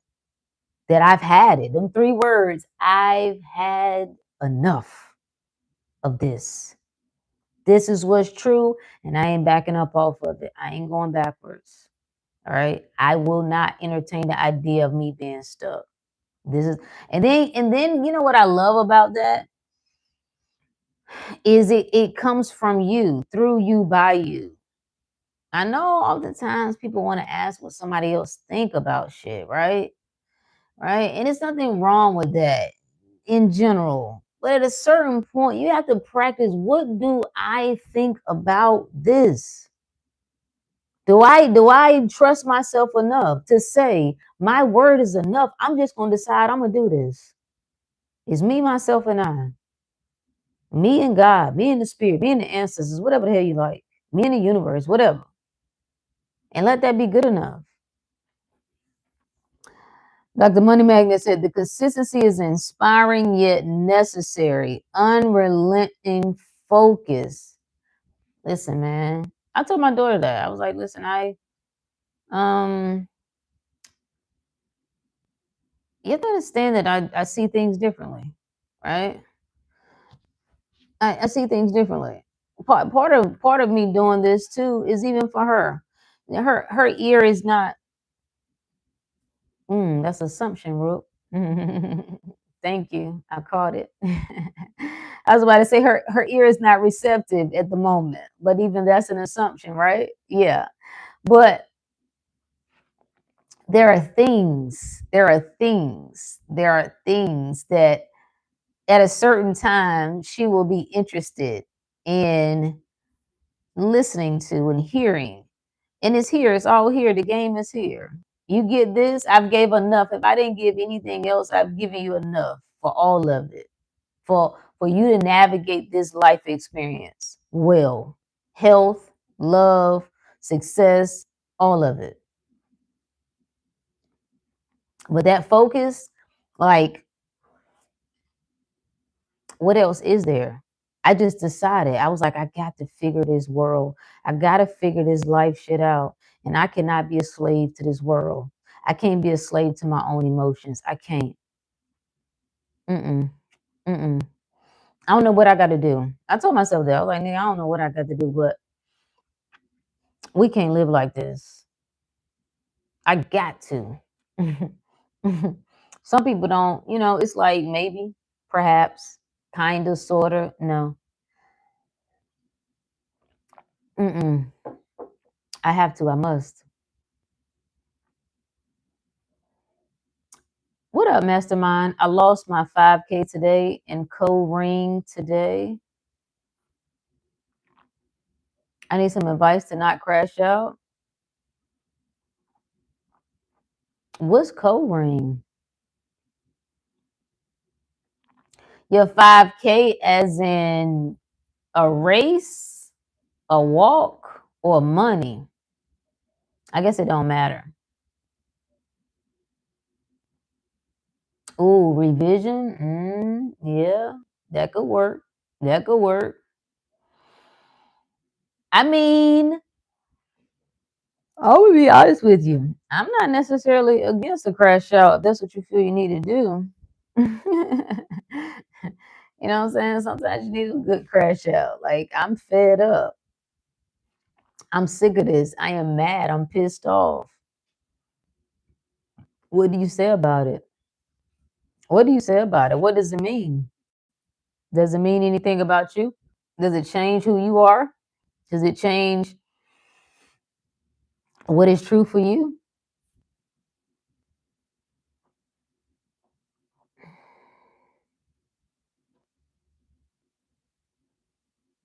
Oh, Tiffany and Company ring. Ooh. Ooh. Oh, I would definitely revise that one, get that back. Yeah, go ahead. Just go ahead and tell yourself that, you get in contact with the Uber driver, get in contact with you, it's returned. Yeah, I wouldn't even accept that. Like I would, yeah, no, it's taken care of. It's something I don't have to worry about. Like it's all, yeah, we worked that right out. Because it's your reality, like why not? Right? You always come in contact with the best people, best intended. If you was the Uber driver, what would you do if you found it? You would get in contact with the person, right? And you would return it. So that's who you meet. These are the type of people that you encounter in your reality.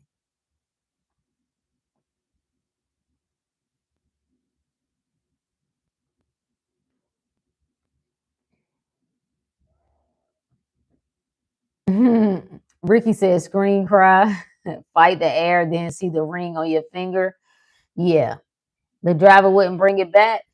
That's one story. That's one story, right? That's one version. You don't have to accept that. Like it really is dead ass. I don't care what this shit is showing me in front of me. The ring. I got it back. That's what's up. I knew that nigga was gonna bring that ring back. Like you just start telling yourself, I'm just not accepting this possibility, this reality that he ain't gonna bring the ring back. See, shit can unfold. The parts can move in all sorts of mysterious ways that none of us can explain. You have to decide. Now, if you're willing to accept that you got to take the L, then just take the L, charge it to the game, and figure out how to cope with it. If you saying, nah, I don't want to take the L though. I don't want to accept that it's finished. I don't want to accept that I lost it. Then tell yourself that you didn't, that he did bring it back. He did. He had to change your mind.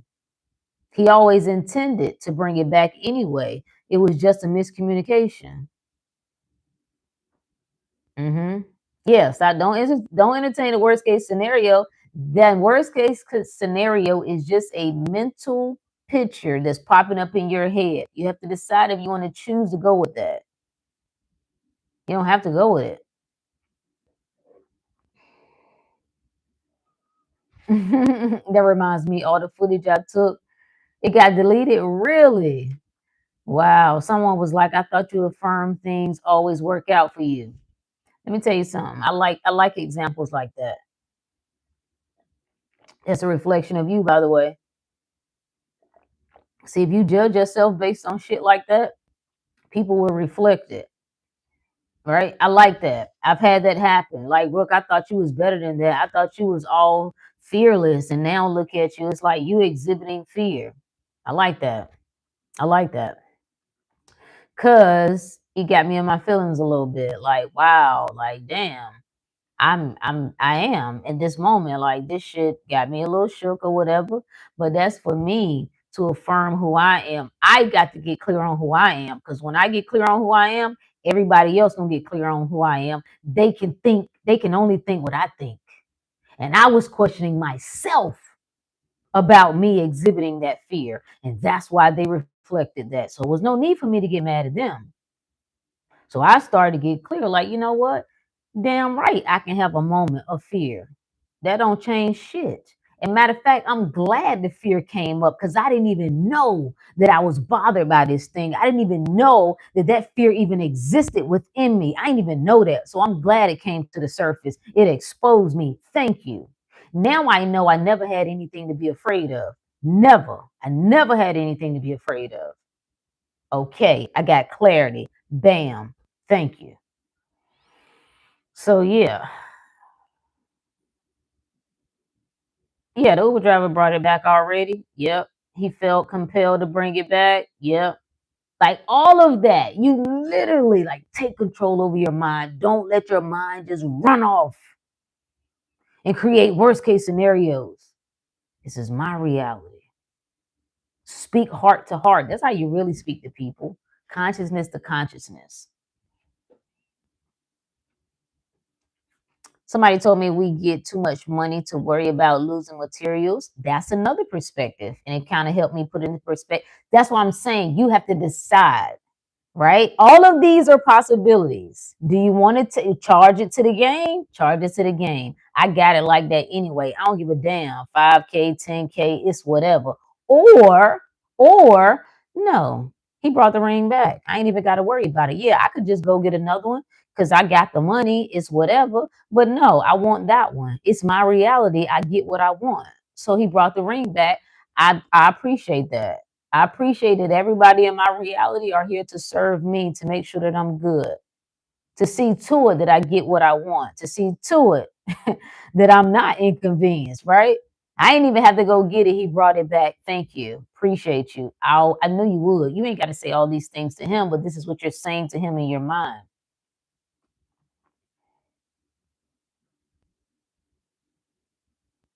Oh, that's a good one. Fall asleep seeing the ring on your finger. The ring doesn't want to be anywhere but on your finger. I like that. Fall asleep with the ring on your finger. Fall asleep thanking God for returning the ring. I like all of those. Yeah. I guess the whole weekend I was talking my shit and then the footage got deleted and they were like, yeah, it doesn't seem like it's working out. It doesn't and it doesn't matter what they say. See, if it triggers you, then you have to ask yourself, why is this triggering me? The trigger, the last video I put up was talking about this. I think, did I post that one? Can't remember. The trigger is asking you to remember something. So the trigger is saying, remember that no matter what the circumstance looks like, nothing can change the fact that you still in control, you still the authority. It's asking you to remember that. Don't go along with what they're saying, like, yeah, damn, if I really was like in my bag, I shouldn't have never experienced this. No, don't take their story. No, it's saying, remember, I'm still the power. I ain't even got to respond to them because I don't judge based on appearances. It's what I said, nigga. And I said I gets what I want.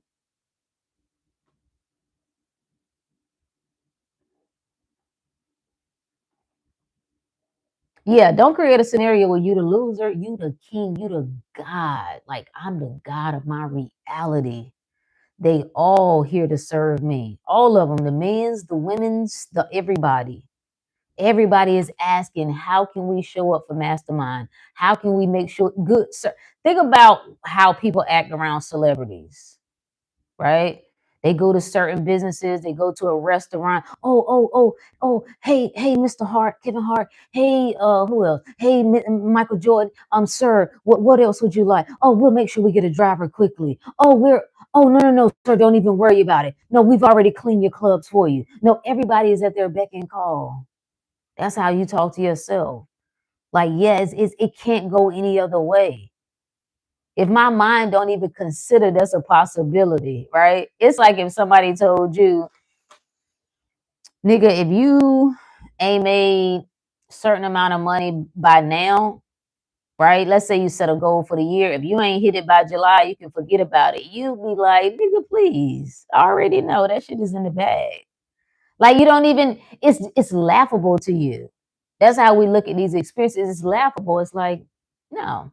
And I thought about that, right? Because I got this room and they ended up giving me I was supposed to have like this upgraded room, but then that room wasn't available. It was a whole big mix up. And then I thought about it and I was like, I want some money for that. I want to be compensated for my inconvenience. I want to be compensated for not getting what I was supposed to get. Yeah, that's what I want. So I went and asked for it. Because why not? I didn't expect a conflict. I wasn't loud. I wasn't nasty. I didn't go online to leave no review like, oh, this place is this and that, and they jacked the room. I didn't do any of that. I was like, yeah, I was the one who.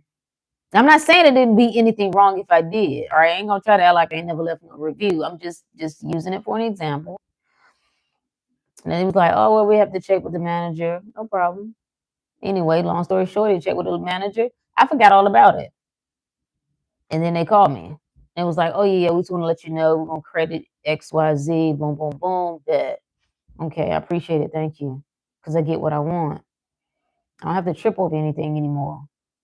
That's all about a reminder. Someone was like, I should have been my ass in the moment. I was still fighting the air.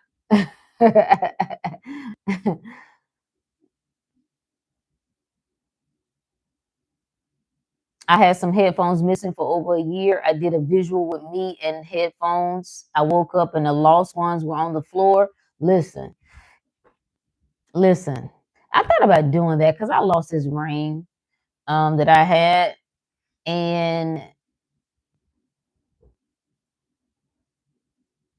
I was like, I don't know if I accidentally threw it in the trash. And I kept going back and forth. See, this is a wavering mind. This is what I'm saying. You have to decide. Are you going to take the L or are you not? You're going to take the L or are you not? I kept bouncing between, I don't care. Forget the ring anyway. Whatever.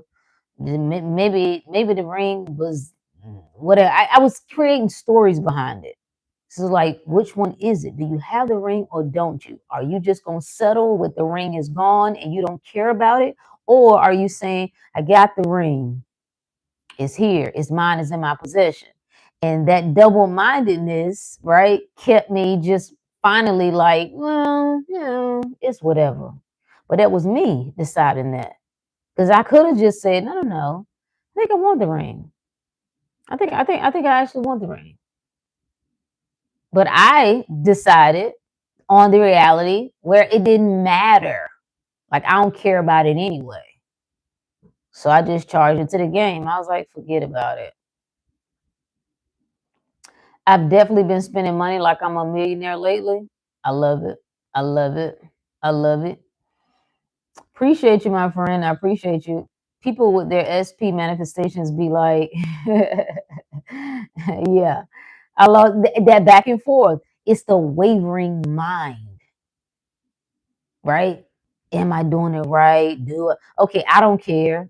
I do want to be with them, but man, F them anyway. I don't need them. Okay, either way is right. Whatever is your preference. It's whatever you say, friend. What do you want? Yes or no? Just decide, nigga, and stay there. And I know it because I have done this with different things. Because so much of like is a big part of my mind is just it's a middle finger. It's like fuck it, I don't care. Then it's like, well, I mean, if you want it, you can have whatever you want. Whatever you want. So that's another. We talked about a hate session, have a want session or a need session. I did need because that was a bad word for me too. All right. I'm capable. I'm strong. I don't need shit.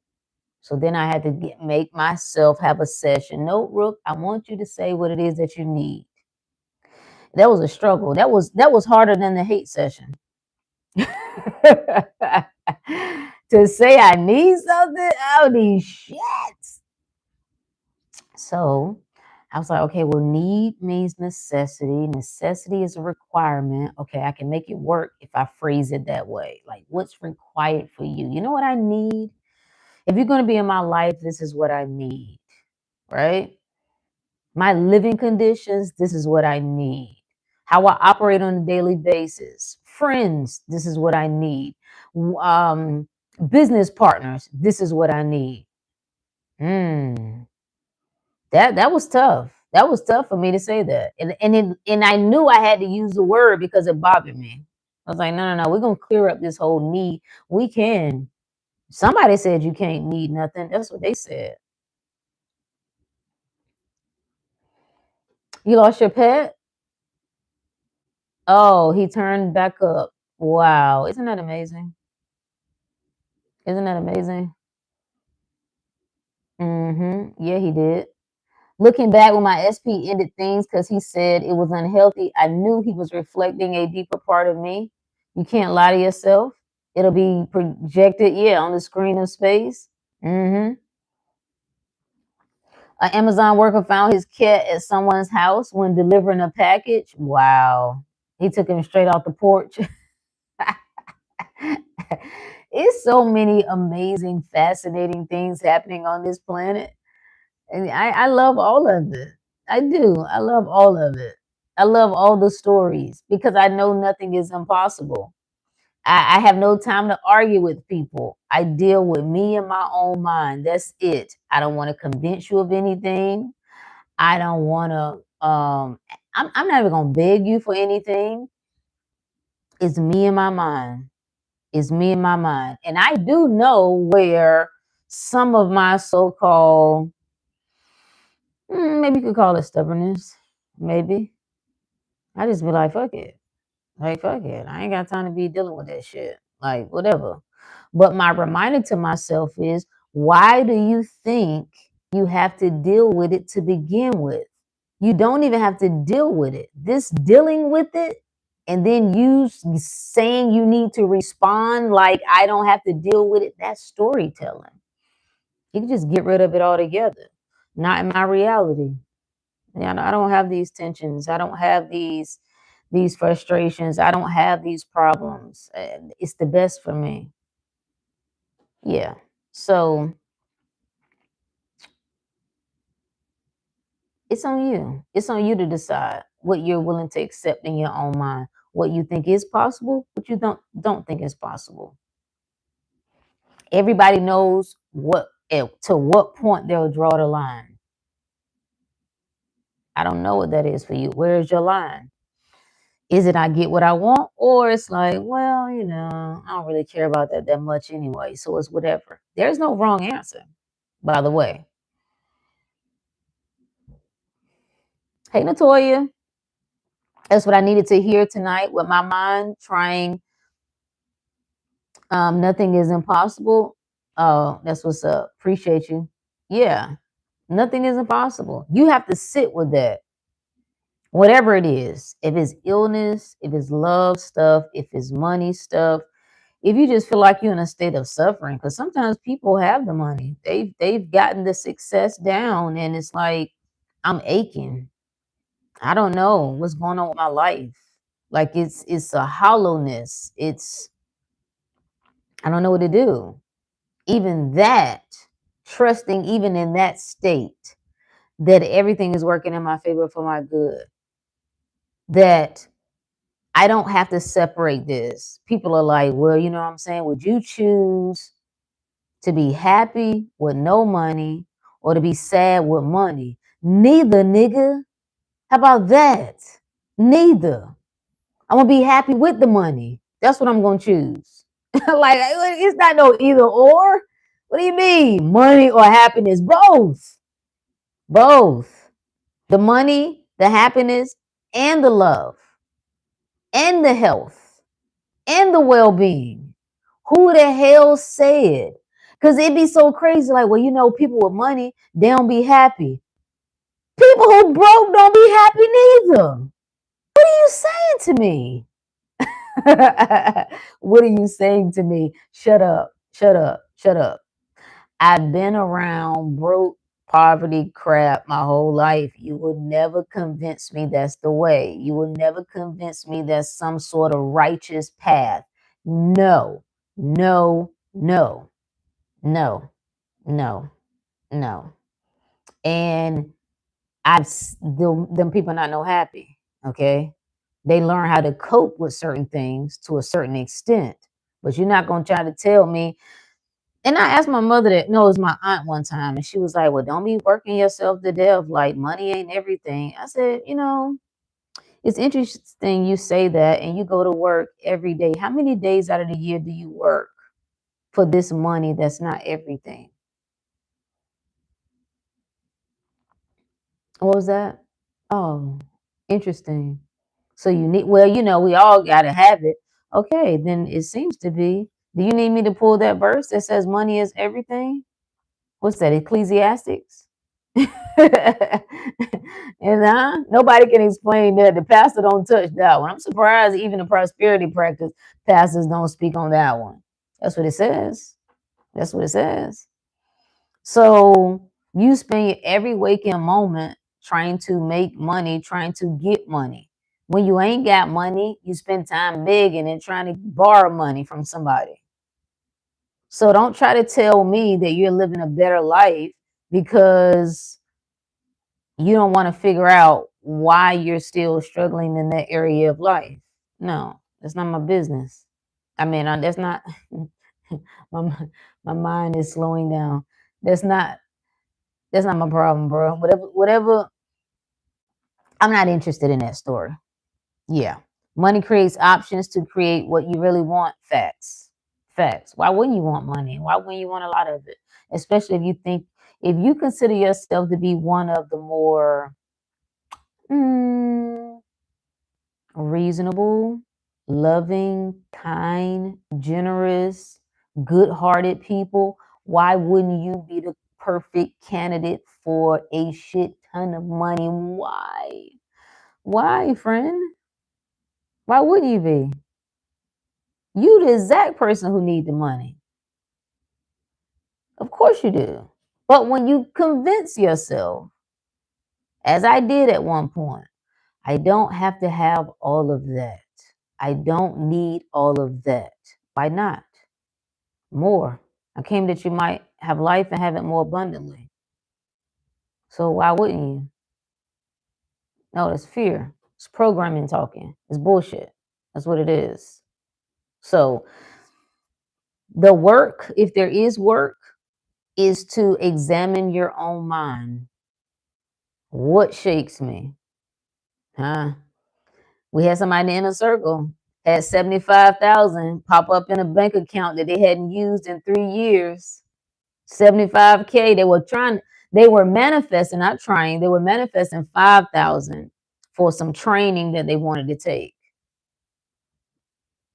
They said their main focus was not to worry about where the money would come from. That's all they kept saying to themselves.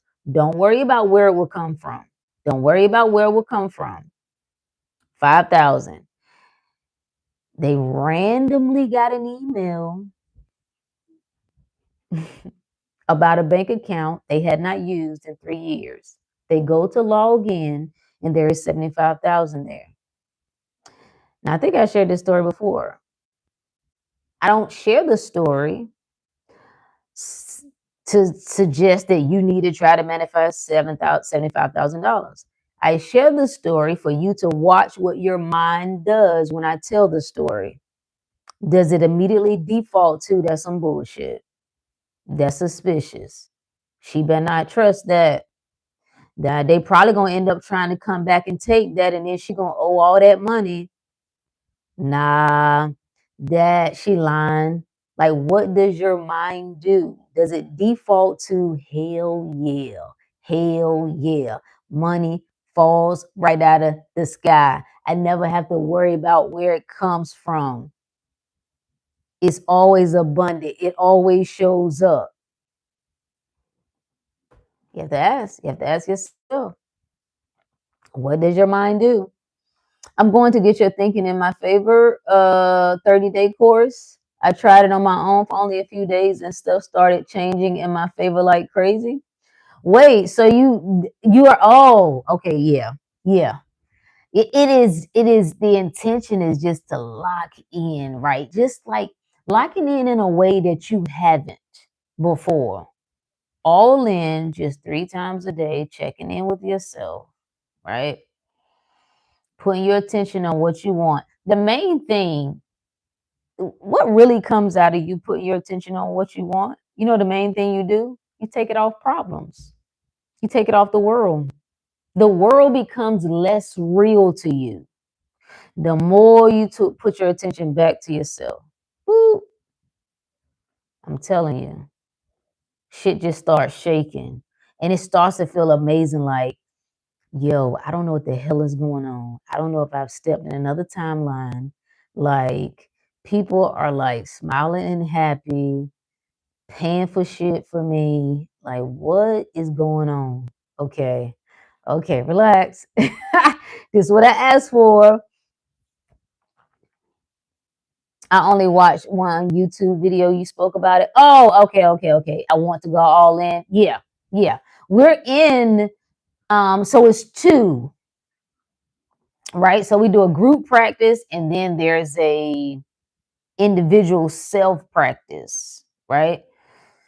We're currently in round 5 of the group practice where we do like a 33-day. It's really ongoing. We're doing it all year. So we're just doing rounds, 33 days, and then we'll cycle into another round. We kind of take 2 weeks off and then we cycle into another round. So that's the group practice. The individual practice is just what it says for somebody who's just like, okay, I'm going to just start this on my own and just get into this flow of following this on a day-to-day basis. It's been the main thing every single time in my life where I was in a tough spot where it felt like I was either uninspired, without direction, suffering. Every time I just would pull my attention from everything that was going on, even when I was still church minded. I still knew to do this. All right, turn the TV off. All right, pull away from the social media. Just put your attention here. More prayer, more meditation, more focus. And then, of course, that shifted out of that particular thing, but the overall flow was the same. Put your attention here. Tell what story. Saturate your mind. This is you training your mind. That's all you're doing. Your mind is now trained to filter bullshit. What's wrong? What's on the loose? Who dying? Like Mom Dukes called me today. Like, where you are? Can you see the smoke from Canada? I was like, what are you talking about? Yeah, it's supposed they got a fire and they seeing the smoke all the way here. I don't know what you're talking about. I haven't seen no news. I don't know what's going on in Canada, but no, I ain't seen no smoke. Okay. I also ain't been looking for it, but no, I haven't seen I was like, how would I see smoke all the way? No, there people seeing it. People seeing it in different states and da da. I'm like, okay, well, no, I haven't seen anything about that. Again, I haven't looked for it, so I don't know what's going on in Canada. I've seen blue skies and sunshine. That's all I've seen. That's and the more you practice, and again, I know Mom Dukes don't mean no harm. It's just what she's used to doing. This is the things that she's used to focus on. She talks to my aunts and her friends, and they're immersed in the world of problems. What's going on? Who died? Who's sick? What the government doing? What's breaking news? Whatever. I don't live in that world no more. I watch it sometimes. It's like, ooh, seems like they got a lot going on. But if you ever want to know why I'm not moved by things in a way that other people are, it's just because I've trained myself not to be. I've trained myself to trust myself. I become more of the watcher. I know, like, you can't tell me to stop eating no damn lettuce unless I decide. Because I have gone to a restaurant and I got a strong urge, like, not to eat a salad. This was years ago. It looked beautiful. Took the fork, stirred it, kind of smelled it, smelled fresh, but everything in me said don't eat it. So I just didn't eat it. That was good enough for me. I don't know where the urge came from. I don't know what my energy body so called was picking up. It was a no for me. That was enough. I don't. And the lady was like, "Well, do you want me to make another one?" And I was like, "No, no, no, I'm okay." That was it. I left it at that. Why? Because I trust myself. Now I could have gone into this, well, Rook, if you Rook the Great, you know what I'm saying? You make everything right. Override it. Make it good. No, I don't want it.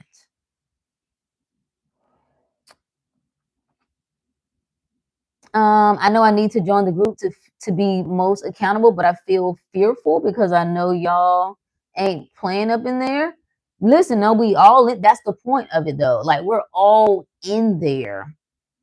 It ain't no like it's not that type of vibe at all. Like nobody's thinking that they are next level or whatever. Like it's really just more we feed off each other, so it's just one, it's like being in one container almost of just like minds, and everything in there is just about reinforcing what is true for me.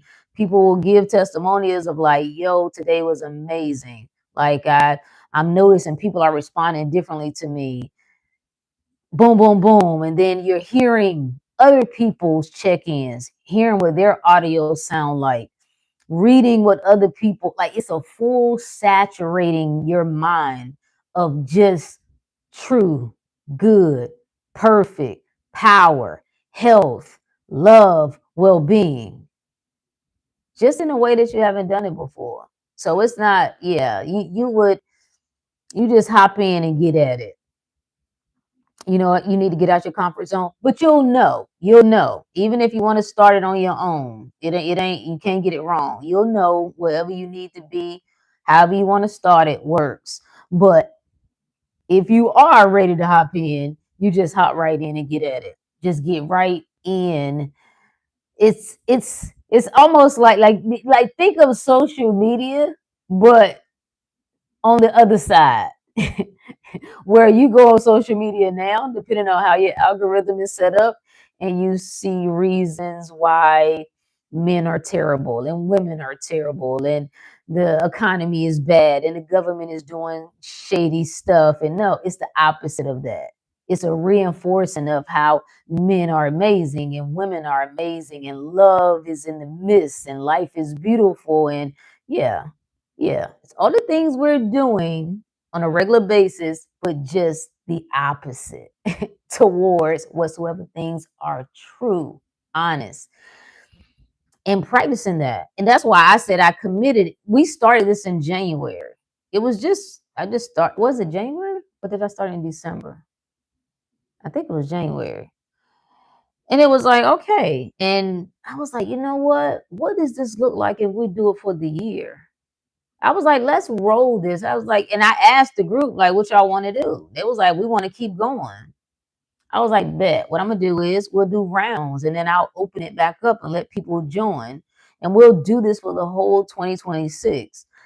Because I wanted to know, what does that look like for me to be intentional about directing my attention? I'm already intentional about directing my attention, but I'm saying 3 times a day, the first thing in the morning. And sometimes it's not exactly first thing because days differ, your schedules and stuff shift, but for the most part it's like the first thing in the morning, thinking in my favor. This shit happening automatically now. And this is what I want people to see. You got to get in the game for yourself so you can see it. I promise you, every time, every morning I wake up, it's like a radio is playing. Look the great, the best, the greatest. Life is fucking amazing. The sun is shining. I'm like the sun. I must shine. I must rise. I can't get it wrong. Money is ever flowing. I can't miss it. My life is tremendous. Oh my God, I get what I want when I want. Life is amazing. I'm doing what I want, how, like, it's just auto playing. Why? Because it's becoming normal. It's the same way people are waking up every day, and it's the bills. It's this bitch I'm waking up next to I hate. It's this nigga I'm waking next to I hate. I'm stuck. How do I get out of it? The same way that is auto playing for so many people. The struggles, the pains, you can auto play the opposite. Practice the practice until it's no longer practice. And that's what I'm noticing. I'm like, yo, I don't even really have to put no effort, right? It starts out intentional, where you are intentionally telling yourself these things, but you do something enough, you put your attention on something enough, you just become aware of it. That's how you shift things. Not fighting with the reality. I said these things before I felt like it. Before I felt like it was the truth, before I saw evidence of it. You start telling yourself, my life is amazing. My life is perfect. I'm happy. I'm happy. That was my check-in, my midday check-in today. I was like, I'm happy. Life is always going well for me. The struggle with the mind is like, you's a damn lie. Look at all the shit that has happened just this week. Life is not going well for you. That's the voice. That's the so-called devil that you say, no, no, no. I am happy because I said I'm happy. I determine my happiness. I am loved right now. I don't care that I've been by myself for however long. I've been single for however long. That doesn't matter. I am loved. I can never be without love. I reaffirm these things to me before I see evidence of it. That's what I'm training myself to get comfortable with that. I'm getting this new relationship with my mind. I want you to trust me. And I know you trust me because you are me. We are one. It's really entering a beautiful relationship with yourself is what it is. Yeah, to have a whole year thinking in my favor on autopilot will be life changing. Yes, it is. It is. And it teaches you so many things. The first thing I think is it teaches you to prioritize yourself. Everybody got stuff going on. Some people, it doesn't matter if you got a family or you don't. You busy with things. It can be work things. You might be helping like your parents. Maybe you don't have kids or you might not be married, but you got other moving parts. Being intentional about this is making you a priority. I this is the most important. If I don't, I told this story before. This was Thanksgiving. Oh, when was this? When I was losing my mind. I don't know if it was 2014 or 2015. When I tell you all hell was breaking loose in my life, oh my God. Oh my God. And we got into a circle around Thanksgiving. And I could barely make it. But I've always done well with I can make it look good, even though the inside is totally collapsing. I've always learned how to do that well. So everybody, the typical thing, hold hands and say what you're thankful for. So everybody was just going around in a circle, saying the things they're thankful for their house and their kids and their family. And they got to me. And normally I'd be able to fake it. Normally I'd be able to make it sound the way I'm supposed to make it sound. But at this point, I ain't have it. And I said, I am thankful for my mind, for keeping me in the midst of everything. And that was so genuine. And my ex-husband at the time, like he was Like he was pissed. Like, that's all you thankful for at the moment? Yes. I didn't say that was all. But right now, what I'm asked to share, that's what I'm thankful for. Like, how you gonna be mad at me for expressing what I'm thankful for in this moment? And that's all I had. I knew that's what was keeping me. I knew if my mind went, it all was gonna collapse. So I was thankful for it. And so I learned I got to take care of me. I've been losing my mind because I've been taking care of everybody else. I've been prioritizing everybody else. It was like, let me make sure they're good because I'm all right. Let me make sure they're good and I'll circle back to me. And I almost killed myself in the process. No, I'm the priority. My mind is the most important thing. If all this whole game is mind, then yes, I need to be aware of my mind, my thoughts, and what I'm thinking and what I'm entertaining. Yes, absolutely. It did, yeah. For those 4 days I did it, I had to set alarms. That's a great suggestion. That is a great suggestion. Somebody did this with who's that guy? He's really good with like not really self-development, but I guess it's self-development, mental. I don't know if he calls himself a mental coach. I can't think of his name. I used to be on his email list. But he said he'd get into almost like a character mindset. So he'd create these labels for himself, who he wants to be as a father, who is he wants to be as a husband, and then as a businessman. And so he would set a timer. It would be like, I don't know, 6 a.m. That's him in his personal bag. That's that business mind, go getter. So he have a label. He set a timer on his phone. That's when he got in that state of mind. And he would, I don't know if it was visualization or if it was affirming things. Then when it came to being a dad, even if he was having, taking time with his son or whatever, beforehand, he gets into the state of mind of being a super dad, right? I'm locked in. This is what's important. Then when it came to his wife, being a great husband, right? I wish I could think of the names that he saved them under, but I thought it was really neat. I'm like, oh, I like that. That's a great way to do it. So setting a timer, this is what I know when something is important to you, you'll do anything. You'll do anything. When I had a big house with big family, married, doing all of that, my time was limited. So what did I do? I set an alarm. I get up at 4 o'clock in the morning. Well, that's too early. Listen, it's whatever. I ain't say you should do it. I'm saying it was so important to me for me to have time to myself. I needed it. Because I knew once the house woke up, it was go. It was gonna be on go time until it was bedtime. It was only that little piece of time there. And I woke up early. At first I started doing it at 5, but then I don't know if he was let me see my I don't know if my husband at the time was getting up at like 6. That wasn't enough time. That hour came too quick. So I was like, oh, let's push it back 4. I need enough time to do all my things. Because sometimes I want to sit here. Sometimes I want to pray. Sometimes I'm going to write things down. Sometimes I want to think about what I'm working on. And I don't want to feel rushed. It was that important to me.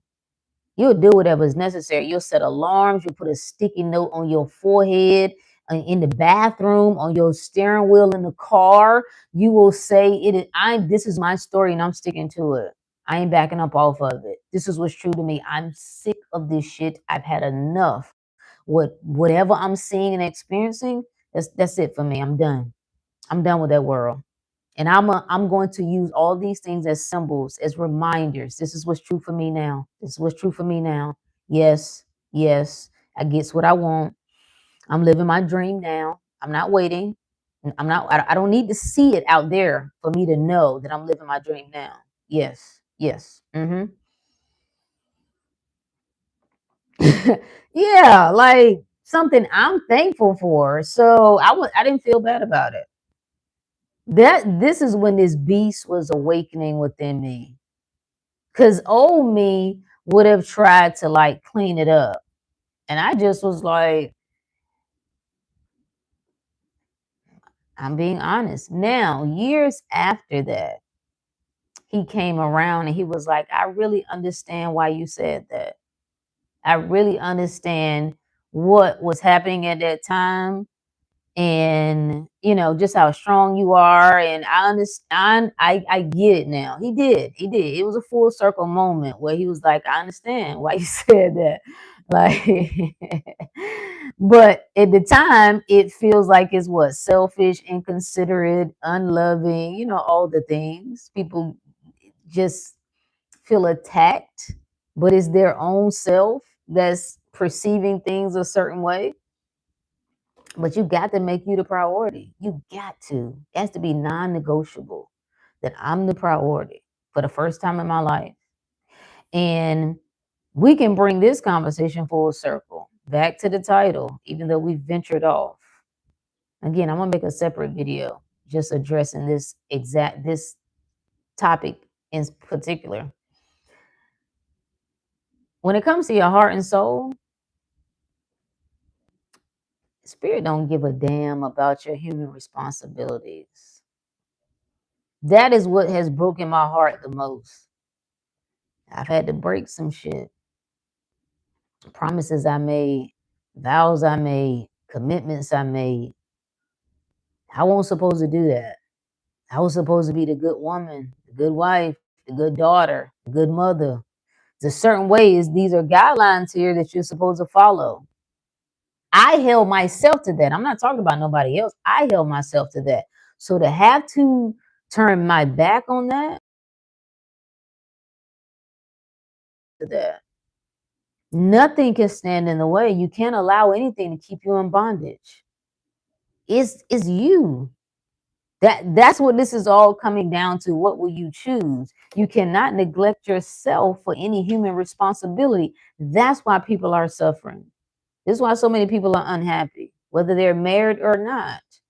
This is why people are upset with the opposite sex. We think that we're banging against each other. We're warring with ourselves.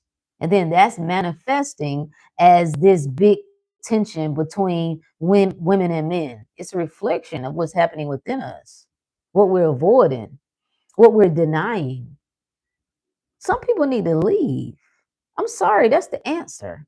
It's not about looking at it another way. It's not about trying to see the good in that person.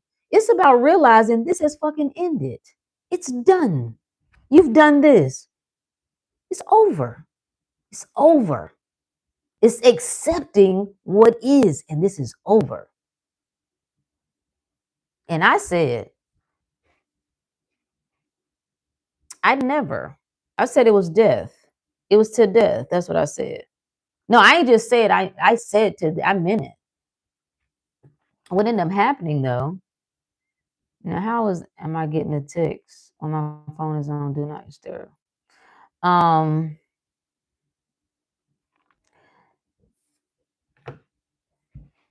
I said to death. And guess what ended up happening? I had to die. I had to physically die. But when I tell you I experienced a death, I don't know what dying feels like, but I think it was just as close as I could have gotten to it. That's what ended up happening.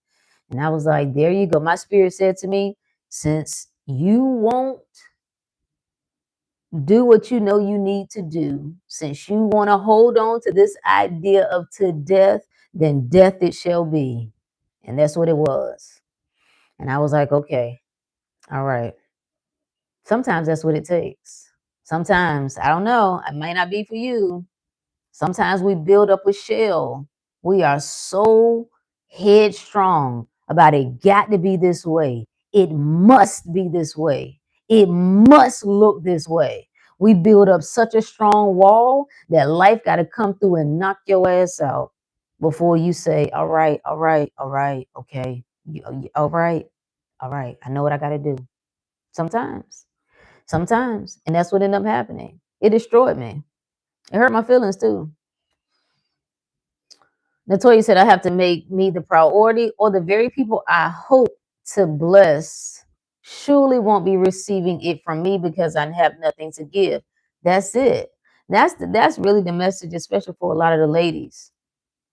At least, nigga, where the hell you been? Nigga, we about to get off. I'm sleeping. You talking about we still here. We going to bed. But yeah, it's I think I was about to say it's a big issue for the ladies, but it's also for the men too. Like everybody's feeling like, not everybody, we should stop saying that. A lot of people are feeling like they are overextended. They've given too much. So the fellas feel like I've given and it hasn't been appreciated. All right. I give and nobody cares. I do and it's not respected. The ladies are saying, well, wait a minute. I do and it's taken advantage of. I give and it's not even appreciated. It's not even acknowledged. So everybody is like, no, I'm going to my corner. I'm gonna keep all my stuff to myself. Oh, you did say that. Oh, yeah, you shouldn't even have came back. Yeah, if you don't took that Epsom salt bath, yeah, you should have just drifted on into the ethers. You shouldn't even came back. Yeah.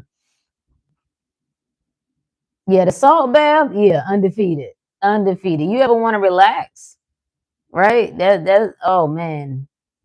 And I like the Dead Sea salt too, even better. Both of them. I do both. But that's where the tension is coming from. It's a what is it called? What do they do in church? What is it called? It's a revival. That's what we're experiencing. It's a shakeup that's happening.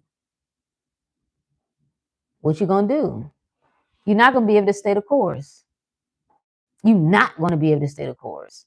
And what I discovered was I had to yield to my so-called calling. And I ain't here to do what everybody else doing. I can't live like everybody else. You can show me all the examples of people successfully doing the ordinary thing, and that will never work for me. I'm not here for that. So trying to use other people's success as an example of what you should be doing, you're going to come up short. It's not to say that they're not leaving some sort of clues or keys, but the biggest key is to follow your own heart. Do what's true for you. That's the master key, not trying to copy nobody else. Yeah. Because especially when you're a heart-led person, sometimes you don't know this. I didn't know that I was a heart-led person. I was like, listen, ain't nobody got time for all that hard shit. Let's get to work, baby. We got stuff to do. Get out your feelings. So I was deep into that logical mind, analytical, right? Boom, operating like, yeah, this, boom, boom. And that has its place. I like that about me. But I can't operate without the heart. I can't do that. Some people can. No problem. Do whatever you can do. If what you're doing in life is working for you, then keep doing it. Why would you switch up? If your diet is serving you, you look phenomenal, you feel phenomenal, you sleep phenomenal, the body is on point, right? You move phenomenally. Why you need to change anything? Keep doing what you're doing. That's not who I'm talking to. I'm talking to the people who was like, uh-oh, keep doing the same shit. And you getting the same results. When you gonna do something different? When you gonna snap out of it, friend? Obviously, what you're doing ain't serving you no more. You keep talking the same religious crap, but obviously these beliefs aren't serving you anymore. Your life not getting no better, it's actually getting worse. You might have to switch it up, friend. That is one good thing that I liked. Who was that brought that up? That movie, Everywhere. I don't know how to jack up the name. Everywhere, at all times, in all places, whatever the name of it is. In the beginning, when they hand the lady the note and they giving her instructions on this is what you need to do, just follow this. And one of the things he said was to take your shoes and put them on the opposite feet, right? And what I get from that is You have to do a complete course correction, whatever, everything, everywhere, all at once. Thank you. Whatever you were doing, do the opposite. Switch it up. The momentum has built in one direction. Now do another direction. All right, pivot right here. Yeah. Yeah. So the wait, what? What's the DSS? So anyway, I think the moral of the story is what's unfolding is going to unfold whether you like it or not. That's what makes life so funny. It don't matter what you think. It don't matter what you think. Everything is unfolding as it's unfolding. Your task is to experience it and not judge it. Your task is to put your attention on what you want and to choose your preference. The rest is just what it is. I just decided I'm gonna be happy. I'm gonna be loved. I'm gonna live a great life. I'm gonna do what I want. I'm gonna go where I want. I'm gonna buy what I want. I'm gonna live where I want. I'm gonna be well. I'm gonna be healthy. I'm gonna be ageless and timeless. I just decided. Well, why am I arguing with anybody or anything? What is there to be mad about? Because somebody isn't doing something I want them to do? Who cares? Let them people do whatever they want to do.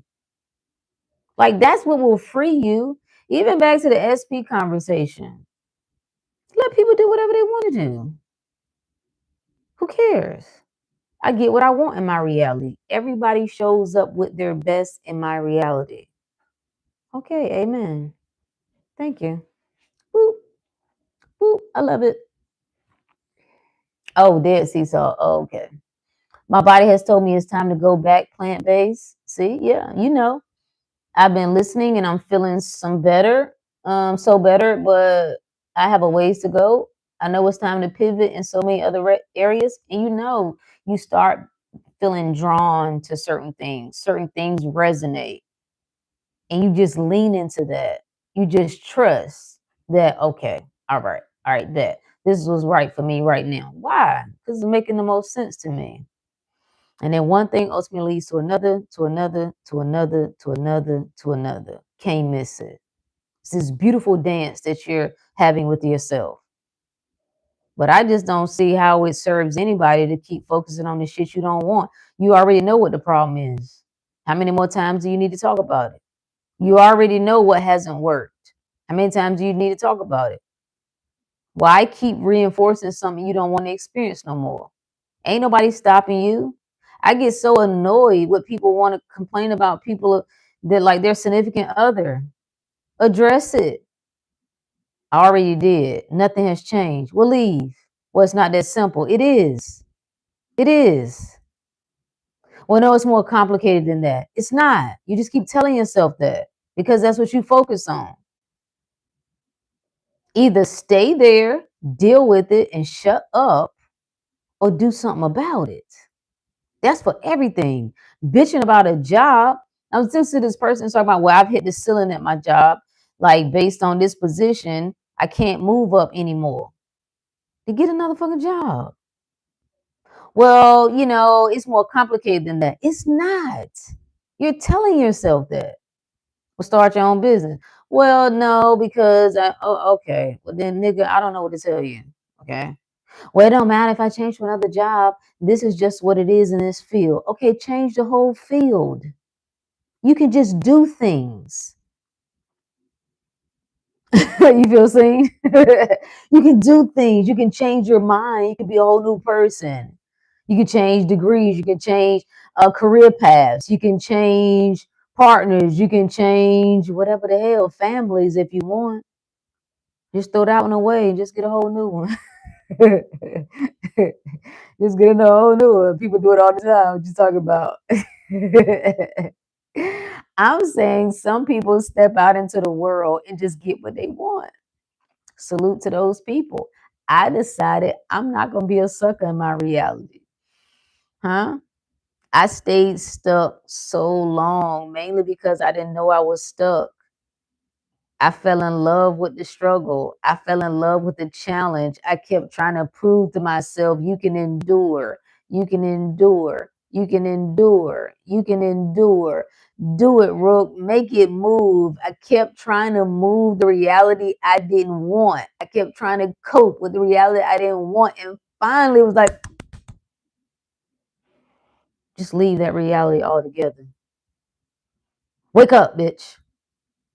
What are you doing? Just let it go. Leave everything in that reality as it is. Don't tinker with nothing else. Don't try to change nobody else. Leave. Oh, okay, damn. Okay, well, that's hadn't thought about hadn't thought about that. My spirit said you keep saying you tired of fighting, you tired of fighting. Then stop fighting. Why you keep fighting? Just be happy. Do whatever you want to do. I know, but what about this? That's what the mind kept going. What about this? And I was concerned. It's so interesting how your mind would just create all these stories. And one of the main things about leaving my marriage was I felt like I was supposed to take care of him. And so my mind initially was like, well, what about him? And this is a conversation that's happening in my head. My spirit was like, the fuck are you talking about? Who do you think you are? Like, like what make you think that the same spirit that you are isn't the same spirit he is? The same way you're taking care of, we take care of you, we'll take care of him. Everybody good. There is no loss. You're creating that in your own mind because you done got off on being a caretaker. That's you. That's a you problem. Oh, well, damn. Okay. Okay. It's you have to wrestle with. Is you who you have to convince. Is you who has to decide, all right, okay, all right, I'll let this go. That's it. Ain't nobody else, friend. I'm sorry. It ain't the other person. It's not the job. It's not your parent. It's not who's in the White House. It's not. It's you. It's your mind. It's the stories you're telling about what's standing in your way, what you think is allowed. That's not allowed. You can't do that. Why can't you? Why can't you? Do you understand what has to happen in order for you to create a civilized society of millions of people? You have to put some constructs in place. It'll be the wild, wild west otherwise. I don't even have a problem with it because I like living in a structured society. I do. But I got to have sense enough to know that I can change and do anything at any moment because it's whatever. It's all made up. These are invisible lines. They're lines, but they're invisible. So I can cross them at any moment. You can just do things. And that's when I said, I'm sorry. I have to choose myself now. I've chosen other people my entire life. I'm sorry. And I was deeply sorry. It was a grieving moment. You thought it would be exhilarating and freeing. It didn't feel like that because of these constraints that I made in my own mind about what you're allowed to do and what you're not allowed to do. You're not allowed to quit, Rook. You're not allowed to change your mind. You must stick to what you said, even though you realize it's no longer serving you, even though you know this has expired. Deal with it. Prove how strong you are. Prove how resilient you are. Prove how much you can endure. No, no, thank you. No, I've had enough of that shit. I'm good. It's a beautiful time, ain't it? It's a beautiful time. It's a beautiful, beautiful day in the neighborhood, ain't it? Yeah. You gotta go through it though. You gotta cross through the bullshit. You must. If that's what you're avoiding. All right. Let's put that in there. If that's what you're avoiding, if that's what you keep running from, That's exactly what you're gonna have to stop running from, and you're gonna have to face. I'm sorry, you're gonna have some conversations you don't want to have. Like, yeah, well, you know what I'm saying? I really want to travel. Well, you're gonna have to pack a bag. How you gonna travel? How you gonna move to a different place? How you gonna do that, nigga? What you think? I just want to wake up and be there. Okay, well, try that. Do it all, whatever you think. If you think you're just gonna wake up and be there, but I don't think that's what your mind is accepting right now. Your mind is saying, "Step to the plate, friend. Huh? Don't be afraid of anything in this world, because it's all you. It's you. That's what it's. Maybe we should say that's what your soul is saying. That's what your spirit is saying. Step forward. Open open that throat chakra up and say some shit you ain't been saying, that you've been wanting to say. That's what the throat chakra represents anyway. Truth. Speaking your own truth. It ain't just verbally speaking it. It's internally speaking it and acknowledging it. Yeah. Yeah. So it's all good. You can't miss it. You can't miss it. The point of when I realized I had gone offline, meaning I don't know if I'm coming or going anymore. I don't know what I'm doing. It seems like one year keeps cycling into another. It was still working in my favor for my good. I still won't late. So it had to be good, right? That's how you gotta look at life. All this shit is good. I'm never gonna speak against myself. I don't care how, even when I'm feeling pitiful, I'm not speaking against myself. I'm not telling myself that look at your ass. Look at you. You know better than this. Obviously, you ain't as good as you thought. I'm not doing none of that. I can do whatever I want. I can lay in the bed and cry if I want to. Sure can. I can have a meltdown if I want to. I can have a pity party if I want to. I can do whatever I want. I'm still great. I'm still amazing. I'm still all that is. Nothing can change who I am. That's the only thing. Not, if something can move you off of who you say you are and what is true for you, that means something else has control over your mind. That's what that means. I'm healthy until there's a breaking news that something is loose in the air and it's making people sick. Then I'm in danger. I'm safe otherwise, but then I'm not. I need the news to tell me when it's a safe time. I need the news to tell me when the economy is good. Otherwise, I'm concerned. No good. No good. But sometimes you have to cycle through that until you get tired of it. Right? So you're like, I don't care what she's saying. It's people like her. She's reckless. This is what's wrong with society now. Da da da da da da da da da. You go through all of that. And then one day it's like, you know what? They be doing the same shit over and over. I'm not falling for this no more. I'm tired of this. I'm tired of my moves being dictated based on what other people say. Done. I've had enough. Done. Beautiful. You see how either way you right? Either way you right. No matter what. Either way. That's what all the spiritual so-called gurus are saying to you. The idea of oneness. That's me coming out of this so-called container, being able to witness everything. I witness my thoughts. I witness my feelings. I'm witnessing myself do stupid shit. Like I'm sitting here watching, like, what are you doing? What the fuck? Why the hell did she go with that nigga there?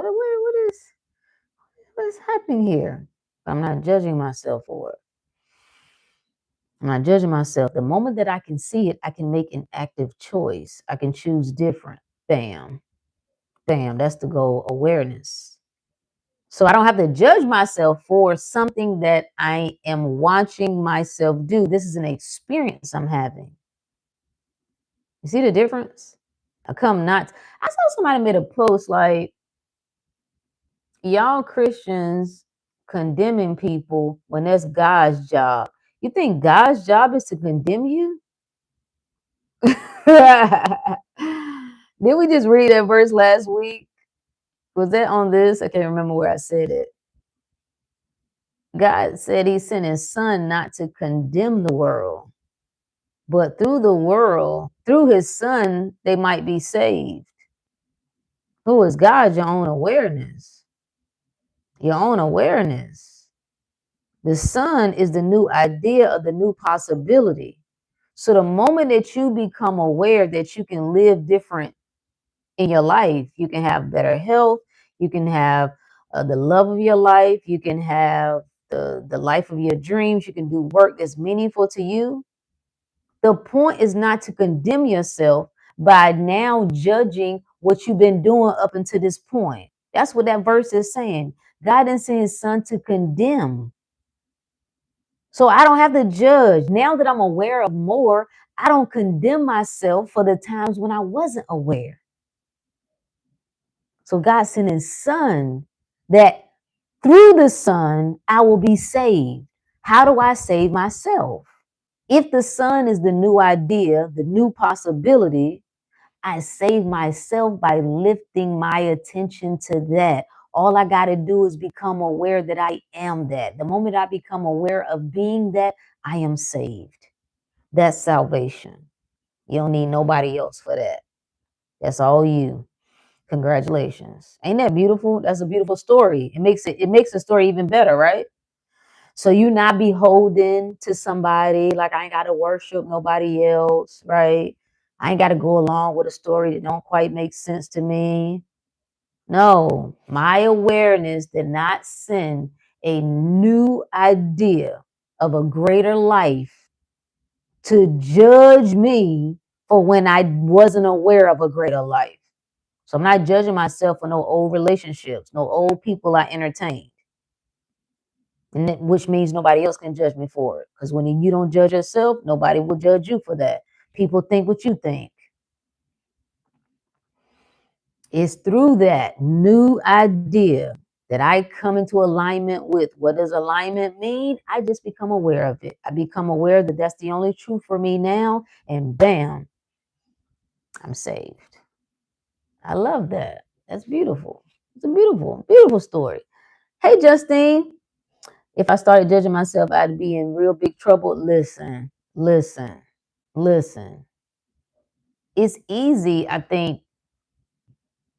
I think what makes judging so sexy is because we like to think that we're better than other people. So it's easy. It's like I can see their flaws, right? It's easier for me to judge them, right? Than it is to wait a minute. Hmm. Wait a minute. Wait a minute. If everything is a reflection, if everything is a reflection, me judging them shows me how I judge myself. Uh-oh. Uh-oh. Uh-oh. But I just projected. So I have that experience. You see how it's in your own mind and awareness, but you have that experience by way of another person. Aha. Aha. The same thing works for love, though. So you aware of love, you meet this amazing person, and that person is projecting that love. So you experience your own love through that person. Delicious. Delicious. I have found myself exerting a critical spirit. Sometimes it is that. And even that you can't judge. Like, oh, right now I'm being critical. Right now I'm judging this. Right now I'm sick and tired of this bullshit. You got to make yourself right, friend. So that's our good word for tonight, my friend. It's you. It's you. The suffering, the tussles that people are struggling with is a self denial. The soul is asking you to turn your attention to it, to what is true for you. What do you need? What is important to you? Focus on what's important to you more than anything else. Not the problem. That's the problem, is not what's important to you. The problem is really exposing what's important to you. See, if you're having problems with dating, It's exposing something, right? You must remember. It's asking you to remember that I'm always chosen. I'm always loved. I'm always cared for. I'm always provided for. I'm always prioritized. You're arguing about those things when you're really getting an indicator that you should remember that this is already true. I don't have to argue about not having that. I remember that that is already true for me. So even if I am entertaining someone that doesn't match up with that, it's an easy fix, ain't it? Why? I don't understand why everybody is so mad at people. If you meet somebody and it's not meshing, then keep it moving. Just keep it moving. Well, he will be perfect if, she will be perfect if. Okay, whatever. Don't y'all have come to an impasse? So it is. So it is. You know how many people on this planet? You don't think you can scoop up one of them that speaks your language? Just one? You talking about out of what? How many people? 8 billion? Even if I don't know how many of those are adults, right? With extra children. But even if half of that are adults, you don't mean to tell me, you mean to tell me out of 4 billion people you can't get one that you like? Nah, friend, I know you don't believe that. I know you don't believe that. You don't believe that. Mm-mm. Nope, nope, nope. You don't believe that. You don't believe that. I know you don't. I know you don't. So why you tussling? You should feel so great when someone decides to leave. Wonderful. Wonderful. Wonderful. Oh, you changed your mind? I thought we were having a good time together. I thought you loved me. I thought I loved you. What has happened? Well, how you going? I thought we made plans together. You changed your mind? Good. Good. I'm glad to know. I appreciate that. Some people change their mind and they don't let the other person know. So they just hang around and they're gone. Their body is there, but they're gone. Mind is gone, heart is gone. So I appreciate you letting me know that you out. Mind, body, and spirit. Thank you. Mhm. Mhm. Mhm. Mhm. Mhm. You should feel good about that. I'm not saying that you don't feel disappointed, heart being broken, sad, miss the person, miss what you thought would be. All that's human, natural, no problem. But the truth of the matter is, you don't own people. People have the right to do whatever they want, right? From a physical sense, right? We're just talking from a physical sense. Physical, we can always take this back a step further. Like, okay, well, as awareness, all of this shit is me. Now, we're not talking about that at the moment, but I'm saying releasing yourself from the need to tussle with other people. It's like I win. I experience the best, I get the best. So if anything appears to leave, I always know something better replaces it. Always, always, always, always. I never lose. And anything that appears to fall away must not have belonged to me anyway, because what's truly mine, I cannot lose. So thank you. Thank you. I appreciate you. Can you just appreciate experiences for what they are? If you had a great 2 weeks with somebody, can you just appreciate it? Like, that's such a reminder of all the amazingness of this life experience. I felt loved. I had so much fun. I was laughing in ways I have I hadn't in a long time. Can you just appreciate that 2 weeks? No, but I wanted it longer. I know you wanted it longer, but can you appreciate the 2 weeks? Can you appreciate it for what it was and let that be good enough? No?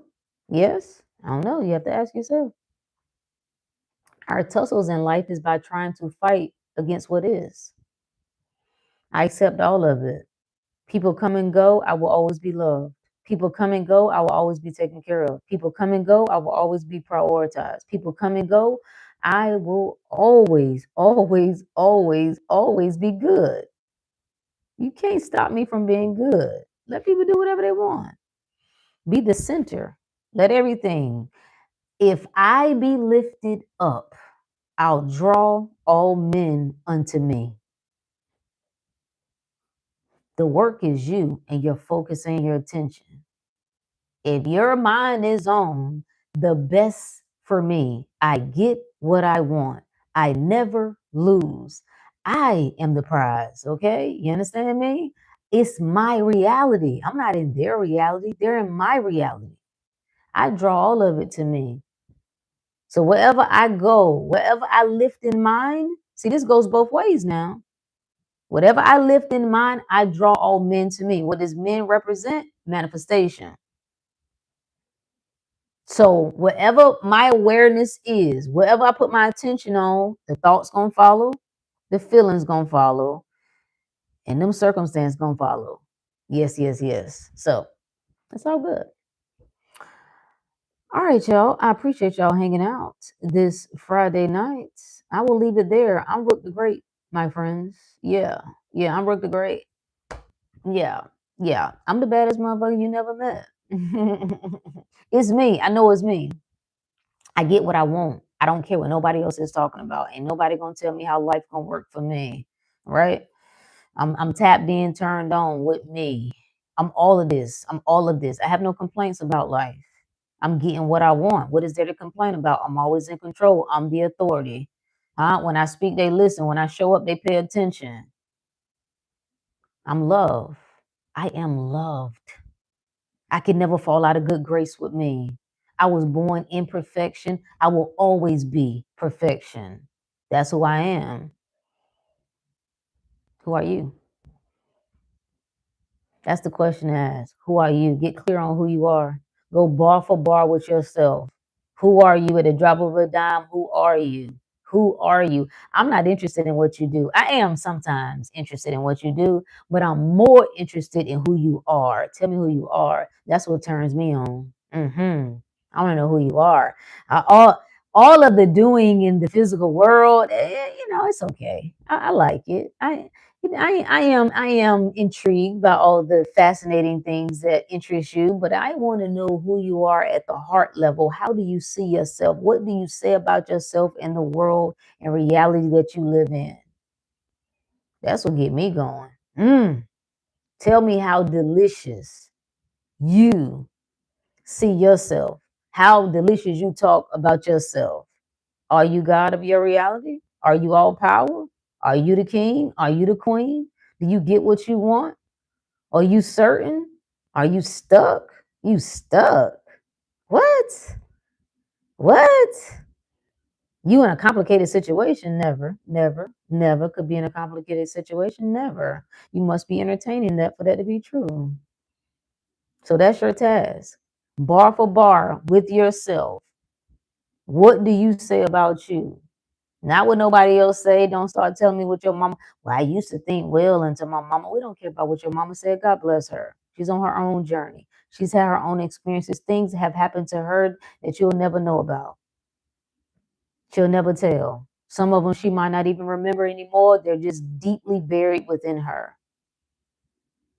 Let that take care of itself. What do you say about you now? You're an adult now. You conscious. You aware now. You're responsible for yourself, your life, your mind, and how you think.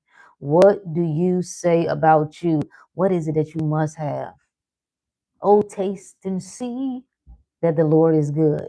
You got to taste and see that it's good. What are you not leaving without? What's that? What Denzel say? I'm leaving here with something. What you not leaving without, friend? You got to get clear on that. Is it love?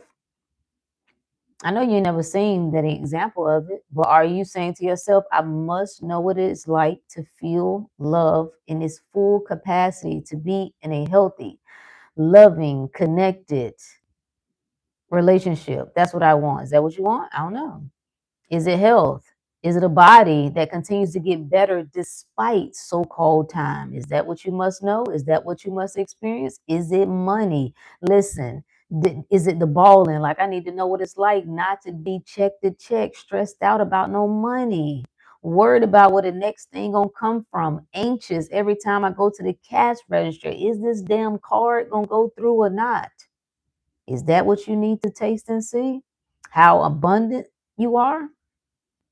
Then tell yourself that's what it is for us. When you go to sleep, before you close your eyeballs, you do not think about no bullshit that has happened because it ain't happened. Don't recall nonsense. Recall what is true for you. I don't care what happened today. This moment before I close my eyes, I can tell myself whatever. I can envision whatever, and I envision paradise. I envision health. If I feel pain in my body, I envision absolute healing. I envision that. I know this is not it for me. And I feel the suffering, but I know that's not the truth of the matter. I feel lonely. I feel abandoned. But in my mind, I know I'm loved. I envision myself living a loving life with a loving person or people or whatever, however that looks for you. You're responsible for what you put in your mind, what you entertain in mind. So take that with you as you drift off into sleep. Whatever it is that you say. Got it? All right, y'all. Have a good one. Peace.